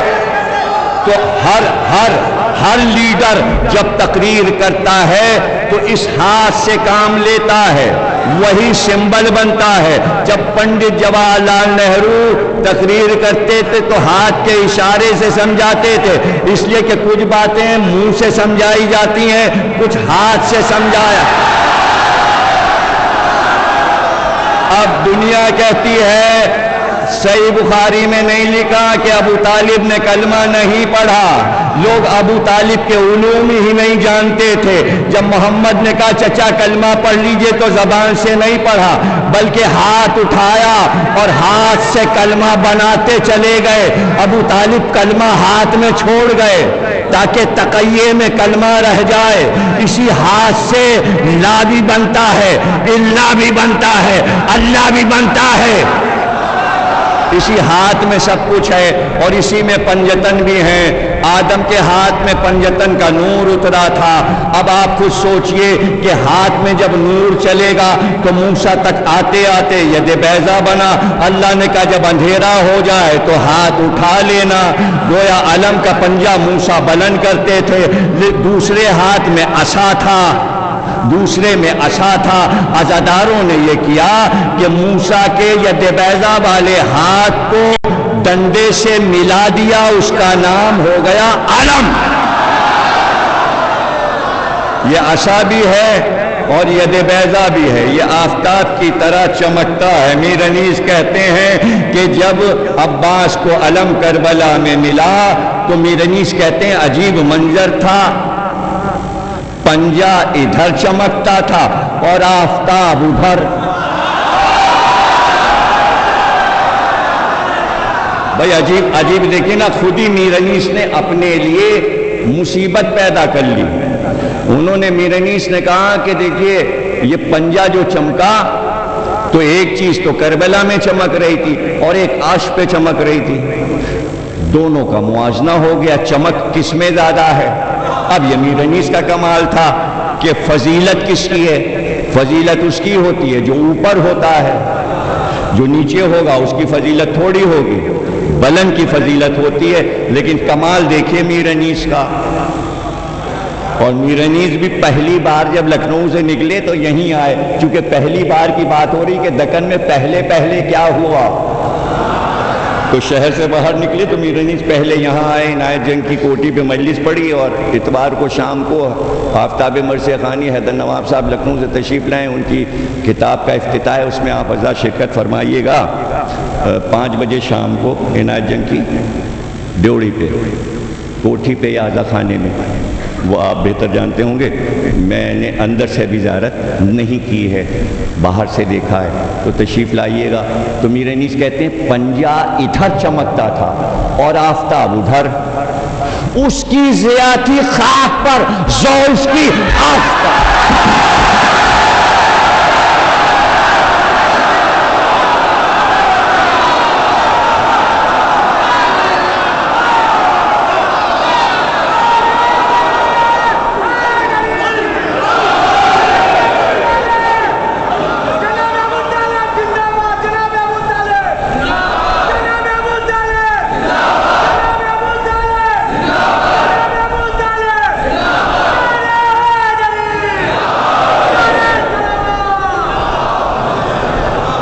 پنجہ ادھر چمکتا تھا اور آفتاب ادھر، اس کی ضیاء خاک پر جو اس کی عرش پر، ذرے ذی علم پہ ٹھہرتی نہ تھی نظر، دولہا کا رخ تھا سونے کے صحرے میں جلوہ گر، تھے دو طرف جو دو علم اس ارتفاع کے، الجھے ہوئے تھے تار خطوط شعاع کے، اور جو فوج جو علم کو لے کے چل رہی، اللہ نے دل ان کے وفا سے بنائے تھے، اور جس میں پاک خاک شفا سے بنائے تھے، دستے کرم جود و عطا سے بنائے تھے، اور لکھ گیا تھا یہ ازل سے سرنوشت میں پہنچیں گے یہ حسین سے پہلے بھی۔ یہ فوج ہے اور وہ علم ہے، اور علم سمبل ہے، سمبل یعنی پنجہ کچھ بتا رہا ہے۔ کیا بتا رہا ہے؟ آیت نے بتایا ید اللہ فوق ایدیہم، مومن خواہ مومن غالب کے ہم اصل شاعر ہیں، مذہباً اہل حدیث تھے، اہل حدیث تھے، لیکن عجیب ربائی کہہ گئے، اور اس پہ غور کر لیجئے آپ۔ دیکھیے قرآن میں ایک طرف تو یہ آیت ہے کہ اللہ کا ہاتھ سب کے اوپر ہے، وہ کسی کی بیعت نہیں کرتا، اور ایک اور جگہ ہاتھ کا ذکر ہے، ایک اور آیت میں تبت یدا ابی لہب وتب، اس کے ہاتھ ٹوٹ جائیں، ایک طرف ہاتھ بلند ہو رہا ہے، ایک طرف ہاتھ ٹوٹ رہا ہے، دونوں کو مومن خواہ مومن نے جمع کیا، اور کہتے ہیں کہ مردک نے شہنشاہ سے بیعت چاہی، مردک نے شہنشاہ سے بیعت چاہی، گمراہ نے کس راہ سے بیعت چاہی، گمراہ نے کس راہ سے بیعت چاہی، مصداق ہوا مانی تبت کا یزید، فرزند ید اللہ سے بیعت چاہی۔ دونوں آیتوں کو جمع کر لیا، ید اللہ فوق ایدیہم، تو مومن خواہ مومن کی ربائی، یعنی عزاداری لفظوں میں پھیلتی چلی جا رہی ہے۔ اب تو سمجھو کہ امام صادق کی امامت کیا تھی، علم کیوں قوم کو عطا کر گئے۔ ہاں پرچم لہراتا ہے تو کچھ لفظ زبان پر آتے ہیں، عباس کا پرچم جب لہراتا ہے تو کبھی تو دل چاہتا ہے چیخ کر کہیں شاہ ہست حسین، بادشاہ ہست حسین، دی ہست حسین، دی پناہ ہست حسین، سرداد نہ داد دست یزید، حقا کے بنا لا الہ ہست حسین، اور کبھی دل چاہتا ہے اب تک ہے زبانوں پہ علمدار علمدار، اور پھر نوحے گونجنے لگتے ہیں، عباس کا نام آنے لگتا ہے۔ اب آپ سمجھ گئے ہوں گے کہ بچوں کو علم کیوں پہچنوایا جاتا ہے، اس لیے کہ عزاداری کا سمبل ہے۔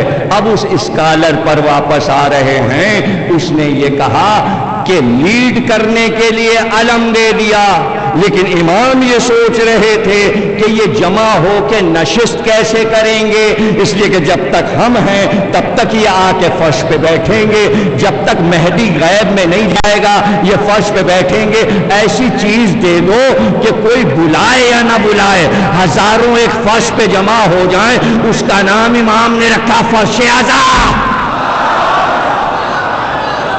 اب کوئی بلاتا نہیں ہے، مجلس کا اعلان ہے، آؤ بھائی فرش اعظم پہ بیٹھے، یعنی چاندنی کو بھی عرش کی چاندنی بنا دیا، یعنی ایسی چاندنی بنا دیا کہ جس پہ بیٹھ کے محسوس ہو کہ عرش پر ہیں۔ چاندنی زمین پہ پھیلتی ہے، یہ چاندنی عرش پہ لے جاتی ہے۔ باتیں تو عرش و فرش کی ہو رہی ہیں نا، صرف بلندی اور پستی ہی کا تو موازنہ ہوتا ہے، تو پھر تہذیبی مجلس دینا ضروری تھی۔ یہاں آئیں گے تو ہم سے باتیں سنیں گے، بعد کا امام آئے گا اس سے حدیثیں سنیں گے، یہ جب ہم چلے جائیں گے اور مہدی غیب میں جائے گا یہ فرش اعظم پہ آ کے بیٹھیں گے، سنیں گے کیا؟ بیٹھیں گے کیسے؟ دل کیسے لگے گا؟ تو شاعروں سے کہا ہمارے جد کا مسیح کہو، اور ہم تمہیں اپنا ممبر دیتے ہیں، ہمارا ممبر ایسا ویسا نہیں ہے، غدیر کا ممبر ہے۔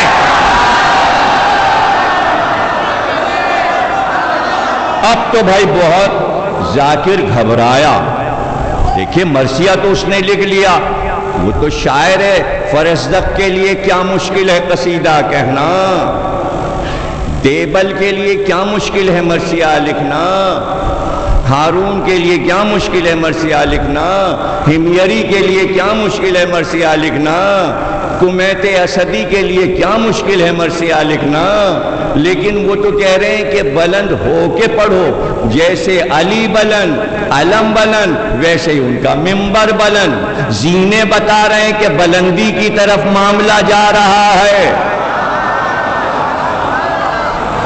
بلندی کی طرف گفتگو ہو رہی ہے۔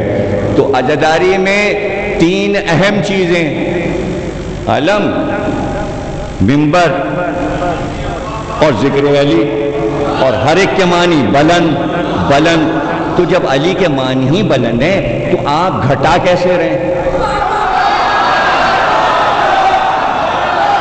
بھائی بلندی تو دیکھیے پستی کی طرف جا ہی نہیں سکتی، مزید وہ تو بلند ہوتی جاتی ہے، یہ تو آپ کے نگاہوں کا ظرف ہے کہ آپ کہاں پر دیکھ رہے ہیں۔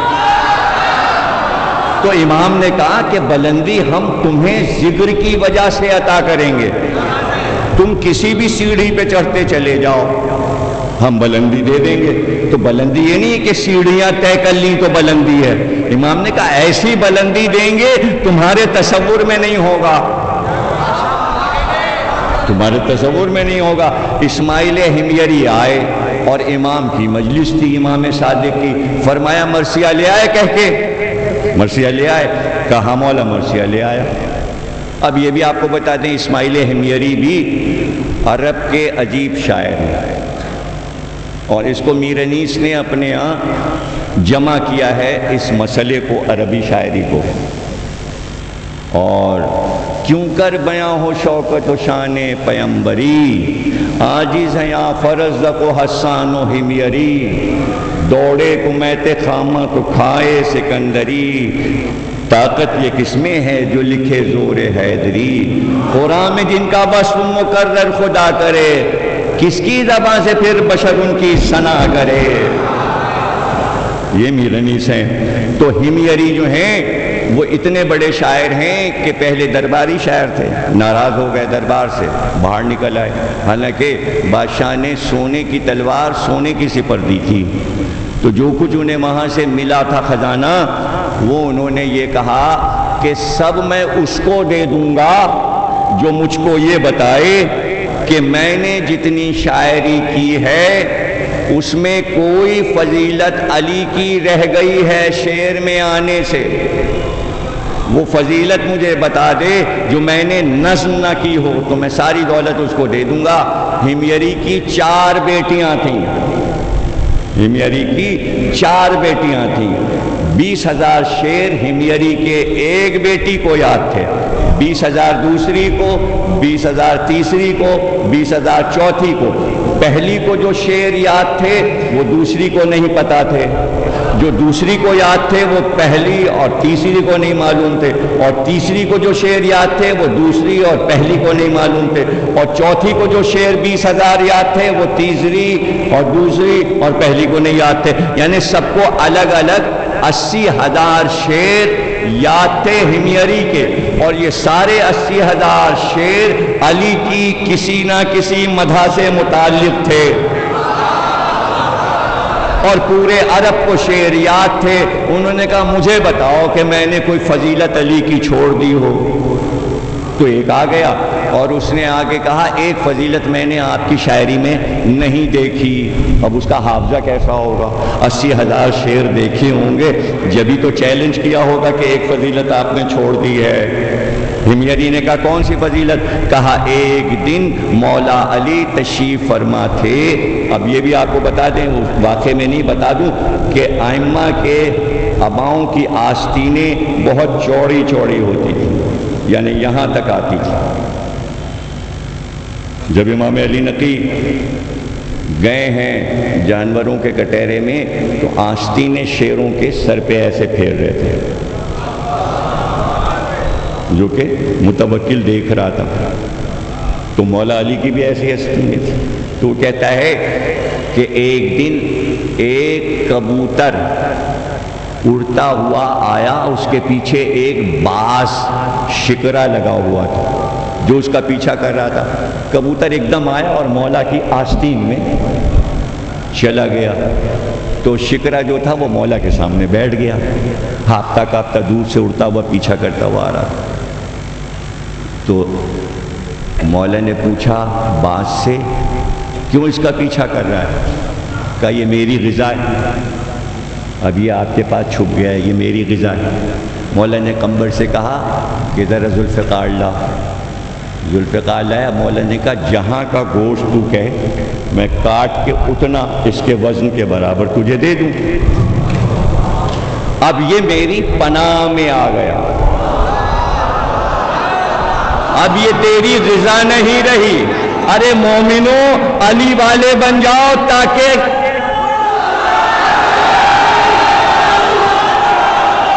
محفوظ تو رہو، محفوظ تو رہو۔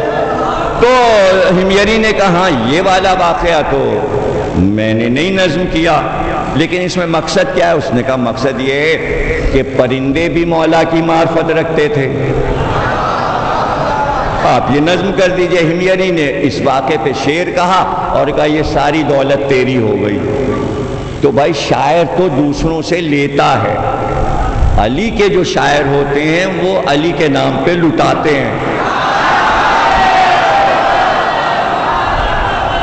تو ایسا شاعر امام کے دربار میں پہنچا اور امام نے کہا مرثیہ کہہ کے لائے ہو؟ کہاں لائیں؟ کہا پڑھو سناؤ۔ ہمیری گیا اور منبر کے پاس کھڑے ہو کے مرثیہ پڑھنا شروع کر دیا۔ امام صادق نے فرمایا منبر پہ بیٹھو۔ کہا مولا یہ کیسے ہو سکتا ہے کہ نیچے معصوم بیٹھے اور میں اوپر؟ کا ذکر حسین کی یہ فضیلت ہے کہ معصوم نیچے بیٹھے، ذاکر اوپر بیٹھے۔ میں اذن دیتا ہوں، اب آپ وہاں پہ آ جائیے۔ علم بلند، علی کا نام بلند، منبر بلند، ذاکر بھی بلند ہے۔ ذاکر کے بلندی کی دلیل یہ ہے معصومین فرش اعضاء پر ہوں اور ذاکر منبر پہ ہو۔ اور اگر آپ ذاکر کا ہی احترام نہ کریں تو ذاکر کی ذات کا احترام نہیں ہو رہا، اس ذکر کا احترام ہو رہا ہے۔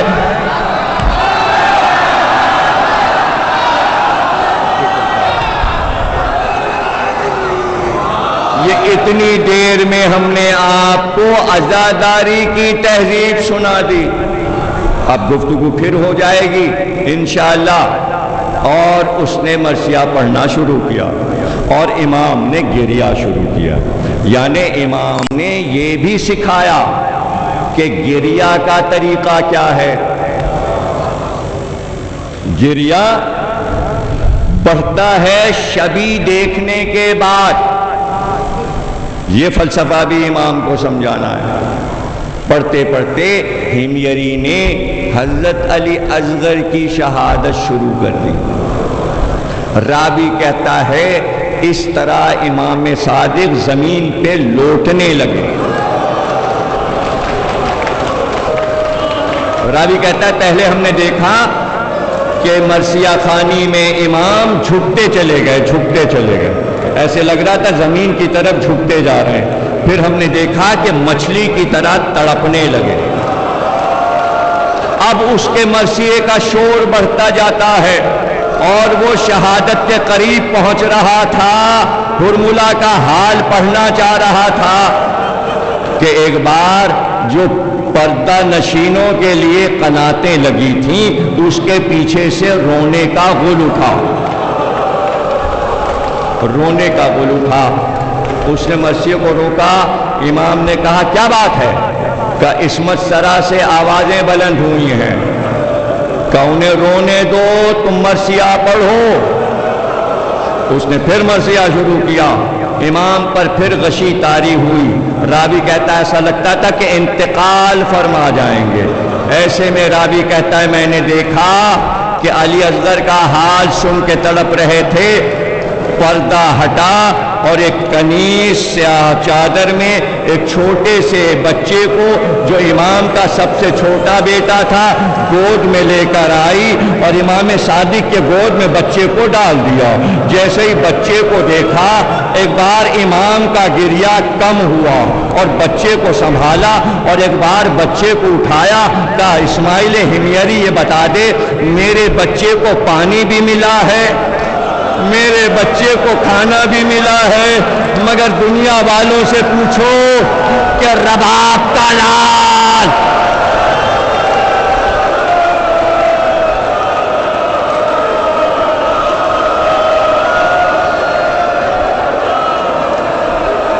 اللہ اکبر.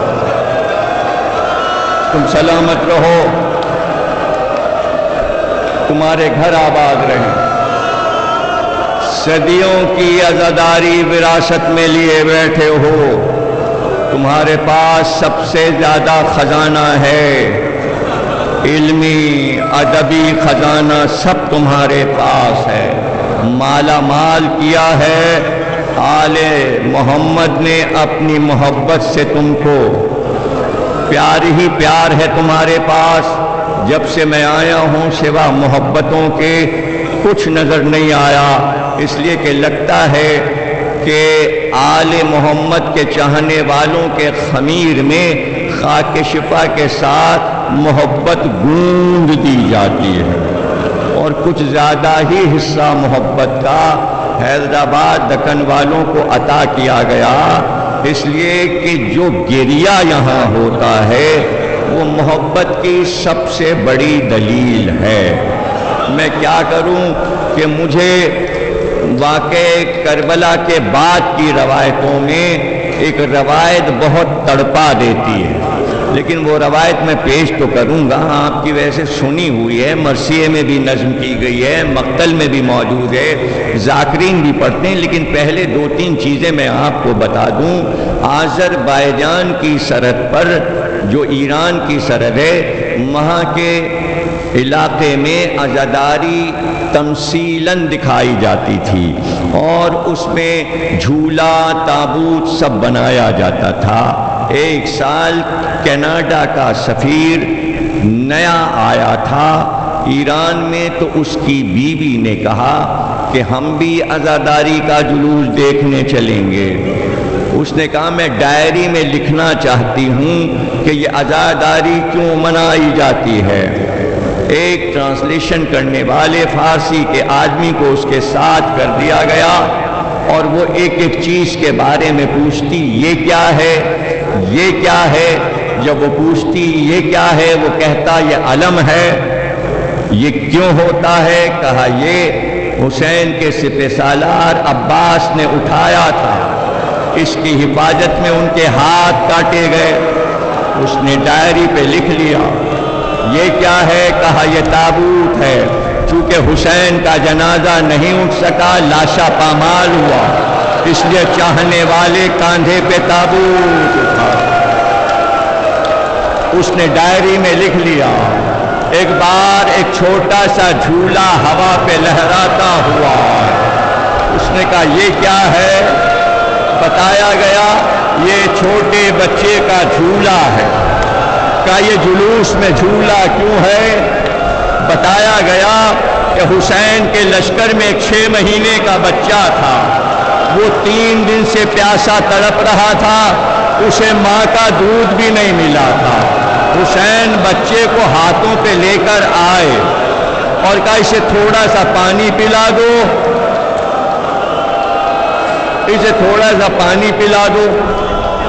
لیکن ادھر سے ایک تیر چلا تو اس نے گھبرا کے یہ کہا کہ یہ بتاؤ کہ تیر کا رخ کس کی طرف تھا؟ کہ پانی تو نہیں دیا انہوں نے، بلکہ ایک تیر کمان سے چھوڑا اور بچے کی طرف تیر کا رخ تھا۔ یہ سنتے ہی وہ بے ہوش ہوئی اور گر گئی۔ کچھ دیر کے بعد ماں تھی نا ماں، بچے بھی اس کے ساتھ تھے، ماں تھی ماں۔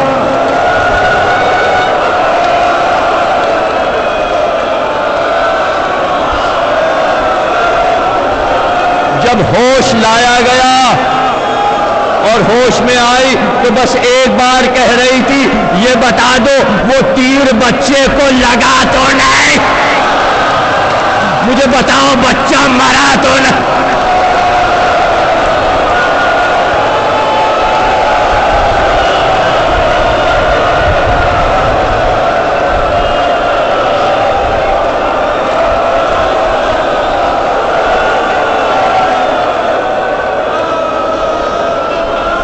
اللہ اکبر۔ پوری دنیا واقعہ کربلا سن کر ششماہے کے واقعے کو تڑپ جاتی ہے، انسانیت آج تک پکار رہی ہے۔ میری کتاب پڑھیں آپ، معصوموں کے ستارہ، میں نے لکھا ہے اس میں فرانس کے مشہور شاعر الیگزینڈر گونیل نے فرینچ زبان میں 200 بن کا مرثیہ علی اصغر پہ لکھا۔ ایک ایک لفظ اس کا ایسا ہے کہ جیسے انسانیت کی پکار ہو رہی ہے، اور اس میں اس نے بتایا ہے کہ ایک وقت میں کئی چیخیں زمین و آسمان کے درمیان سنی گئیں۔ ایک چیخ آسمان سے بلند ہوئی تھی، ایک چیخ زمین سے بلند ہوئی تھی، اور کائنات میں وہ چیخ جو ہے وہ فطرت کی چیخ گونج رہی ہے۔ ایک چیخ رباب کی تھی، ایک چیخ زمین کی تھی، ایک آسمان کی چیخ تھی، اور اس مرثیے کو میں نے اردو ترجمے کے ساتھ چھاپا ہے۔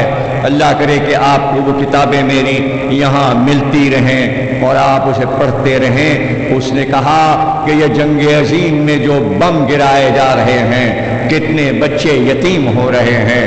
میں اقوام متحدہ سے یہ اپیل کرتا ہوں کہ تمام دنیا کے چھوٹے بچوں نے یہ اپیل کی ہے کہ امن قائم کرو اور جنگ کو بند کر دو، اور یہ بچے کہہ رہے ہیں دنیا کے کہ ہم نے اپنا سپہ سالار علی اصغر کو بنایا ہے جو امن کا پیغام دے کر دنیا سے چلا گیا۔ انسانیت پکار رہی ہے، آج تک آواز دے رہی ہے۔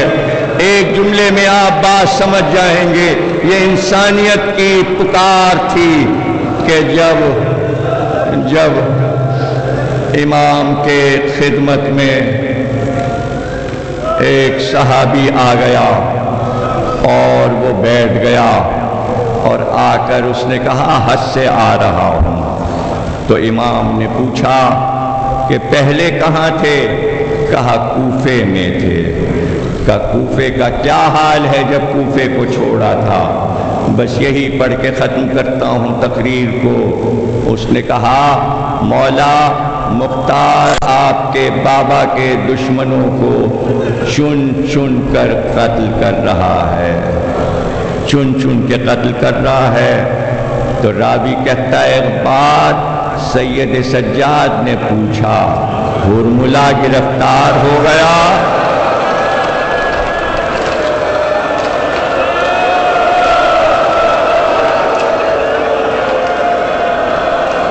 ہرملا گرفتار ہو گیا.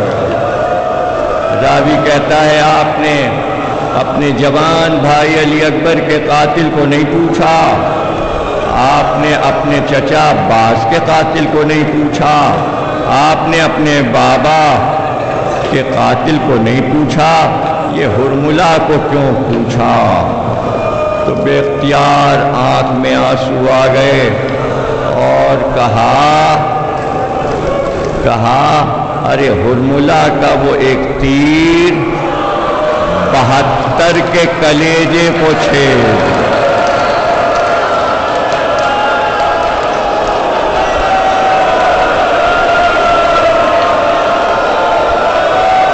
گویا مرثیہ پڑھ دیا، کہا جنت میں میری دادی کا جگر چھد گیا. ایک تیر.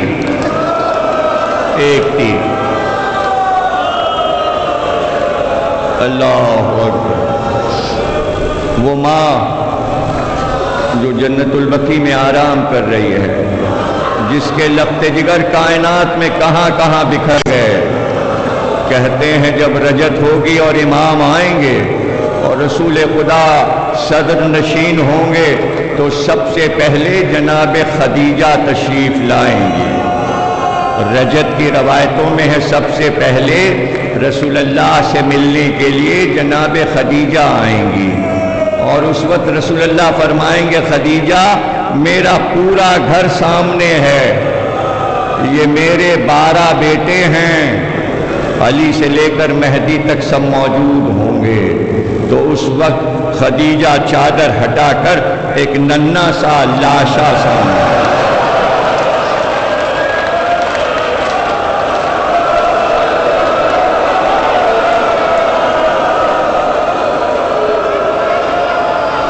ایک چھوٹا سا لاشا سامنے رکھیں گی. رسول اللہ کہیں گے خدیجہ یہ کس بچے کا لاشا ہے، یہ کس بچے کا لاشا ہے؟ تو کہیں گی آپ کے نواسے محسن کا لاشا ہے. یہ آپ کا نواسا محسن ہے. بڑے بڑے مفسرین نے لکھا کہ امام صادق نے قرآن کی ایک آیت کی تفسیر کرتے ہوئے کہا ایّازم بن قتلت، اس دن اللہ اس بچے کے لاشے سے پوچھے گا تجھے کس جرم میں قتل کیا گیا. اللہ خود پوچھے گا، اس کشتے سے پوچھے گا تجھے کس جرم میں قتل کیا گیا. محسن کی شہادت، اللہ اکبر. محسن کا لاشا. تو اس وقت رسول اللہ فرمائیں گے خدیجہ زہرا میری بیٹی کیوں نہیں آئی، اور وہ اپنے بیٹے کا لاشا لے کر خود کیوں نہیں آئی؟ تو اس وقت خدیجہ کہیں گی رسول اللہ زہرا کی گود خالی نہیں ہے، ایسے میں بیوی تشریف لائیں گی، آتے ہی چادر ہٹا کر ایک اور لاشا سامنے رکھیں گے. کہیں گے بابا یہ رباب کا لال علی اصغر.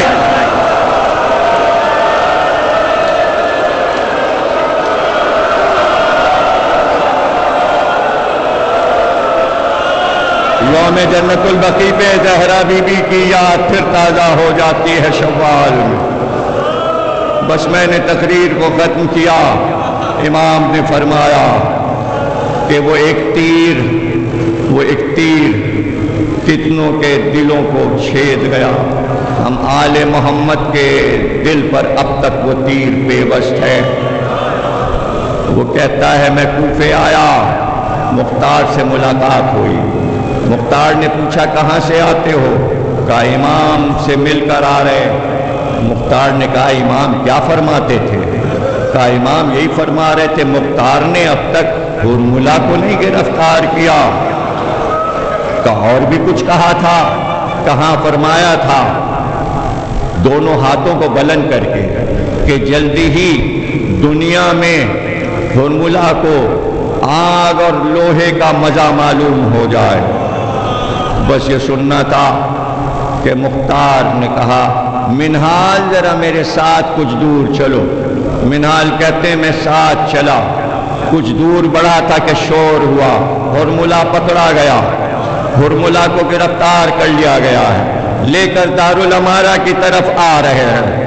منہال کہتے ہیں مختار وہیں سے واپس ہوئے اور فوراً ہی گھوڑے سے اتر کر زمین پر سجدہ کیا اور کہا ابھی ابھی تو مولا کی دعا ہم تک پہنچی، دعا قبول ہو گئی، ہرملا پکڑا گیا، سید سجاد کی آرزو پوری ہو گئی کہ دربار میں میرے سامنے ہرملا کو پیش کیا جائے۔ ہرملا کو لا کر رسیوں سے باندھ کر مختار کے سامنے پیش کیا گیا۔ منہال کہتے ہیں جب ہرملا کو لایا گیا تو مختار کے چہرے پر ایک جلال کا عالم تھا اور غیظ میں مختار بل کھا رہے تھے۔ ایک بار ڈانٹ کر پوچھا تو نے کربلا میں کیا ظلم کیا؟ اس نے کہا امیر قتل کر دے مگر مجھ سے نہ پوچھ کہ میں نے کیا کیا۔ منہال کہتے ہیں تلوار لے کر اٹھے اور کہا تیرے ہاتھ پیر کاٹ کر اس آگ میں ڈالا جائے گا، تیرے اعضا کاٹ کر میں آگ میں ڈالوں گا تاکہ سید سجاد کی دعا قبول ہو کہ لوہے کا مزہ بھی تجھ کو معلوم ہو اور آگ کا مزہ بھی معلوم ہو۔ اس کو ٹکڑے ٹکڑے بھی مختار نے کیا، آگ میں بھی جلوایا، گویا دنیا میں اس نے موت کے دونوں مزے لیے، لیکن مختار نے کہا جب تک تو بتائے گا نہیں میں تیرے ناخن اکھاڑوں گا، تیرے اعضا کاٹوں گا، بس مجھے یہ بتا دے کہ تو نے کیا ظلم کیا۔ امیر اگر سننا ہے تو مختصر سن لے، میں عرب کا سب سے بڑا تیر انداز ہوں، میں شام کا رہنے والا ہوں، مجھ سے بڑا تیر انداز نہیں، اس لیے کہ میں شکار میں جو تیر پھینکتا تھا میں خاص کمان اور خاص تیر بناتا تھا۔ جب میں کمان بناتا تھا تو اس کی ڈوری میں وزن لٹکا کے دیکھتا تھا کہ کتنے طاقت کا تیر اس میں استعمال ہو سکتا ہے۔ میرے سارے تیر 3 بھال کے ہوتے تھے، میں تیروں کی انیاں زہر میں بجھاتا تھا تاکہ شکار جب گرے تو میں اس تک پہنچ جاؤں۔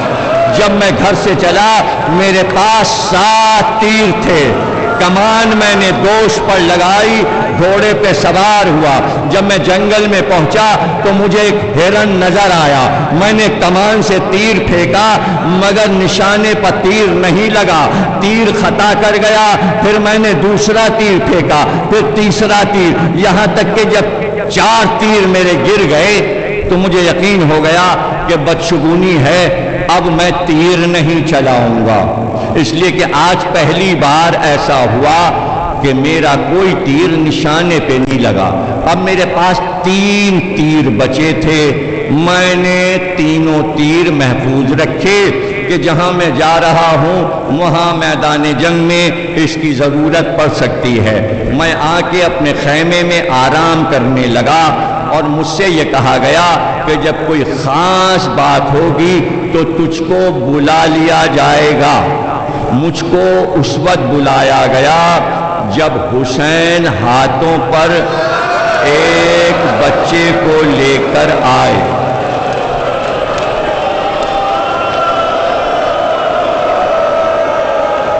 یہ کہہ کر وہ رک گیا، یہ کہہ کر وہ رک گیا اور خاموش ہو گیا۔ مختار نے کہا آگے بتا کیا ہوا؟ کہا امیر اس سے پہلے جو تیر میں نے چلایا تھا اس کا حال سن لے، اس کو رہنے دے، یہ میں نہیں بیان کر سکتا۔ کہا اچھا وہ بھی بتا کیا کیا؟ کہا جب عباس علمدار دریا سے مشک بھر کر چلے تو اس وقت پسر سعد نے مجھ سے کہا کہ ایک قطرہ پانی خیمے میں نہیں جانا چاہیے، یہ مشک سلامت نہ رہے۔ اس وقت میں نے اپنی کمان میں تیر کو جوڑا اور مشق عباس کا نشانہ لیا۔ وہ تیر مشق سے ہوتا ہوا عباس کے سینے کو چھید گیا۔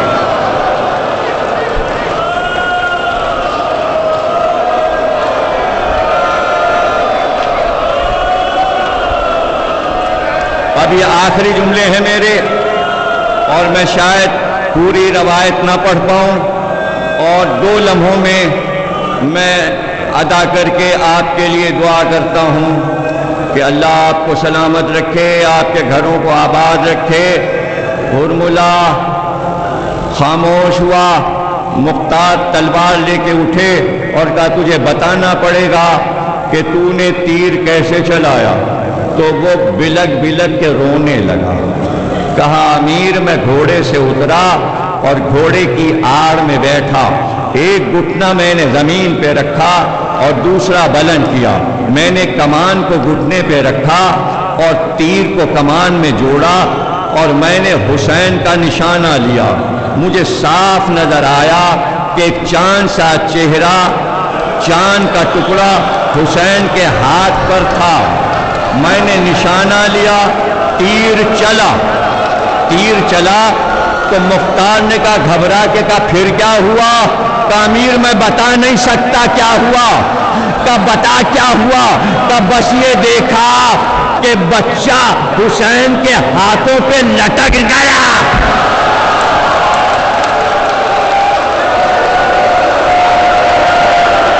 بازو سے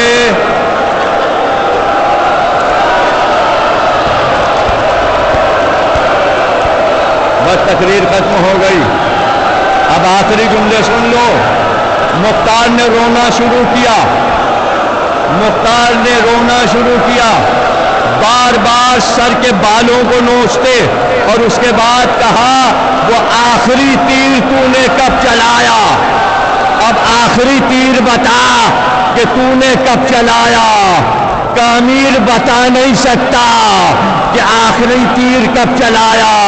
ارے سن لے، جب حسین کے سینے پر شمر بیٹھا تھا اور خنجر چلا رہا تھا تو ہم نے دیکھا کہ خیمے کا پردہ الٹ کر زینب باہر آئی اور ایک بلندی پر آئی اور پکار کر کہا عمر سعد تو قریشی ہے، میرا ماجایا ذبح ہو رہا ہے اور تو دیکھ رہا ہے۔ زینب کا حال دیکھ کر لشکر رونے لگا، زینب کا مسیحا سن کر سب رونے لگے۔ عمر سعد نے مجھ سے کہا کہ انقلاب آ جائے گا اگر زینب کا مسیحا جاری رہا۔ میں نے کمان میں تیر جوڑا اور ایک تیر زینب کے پیروں پہ لگا، زینب کے تلے زینبیاس، زینب زمین کربلا، فضا میں قتل الحسین بے کربلا۔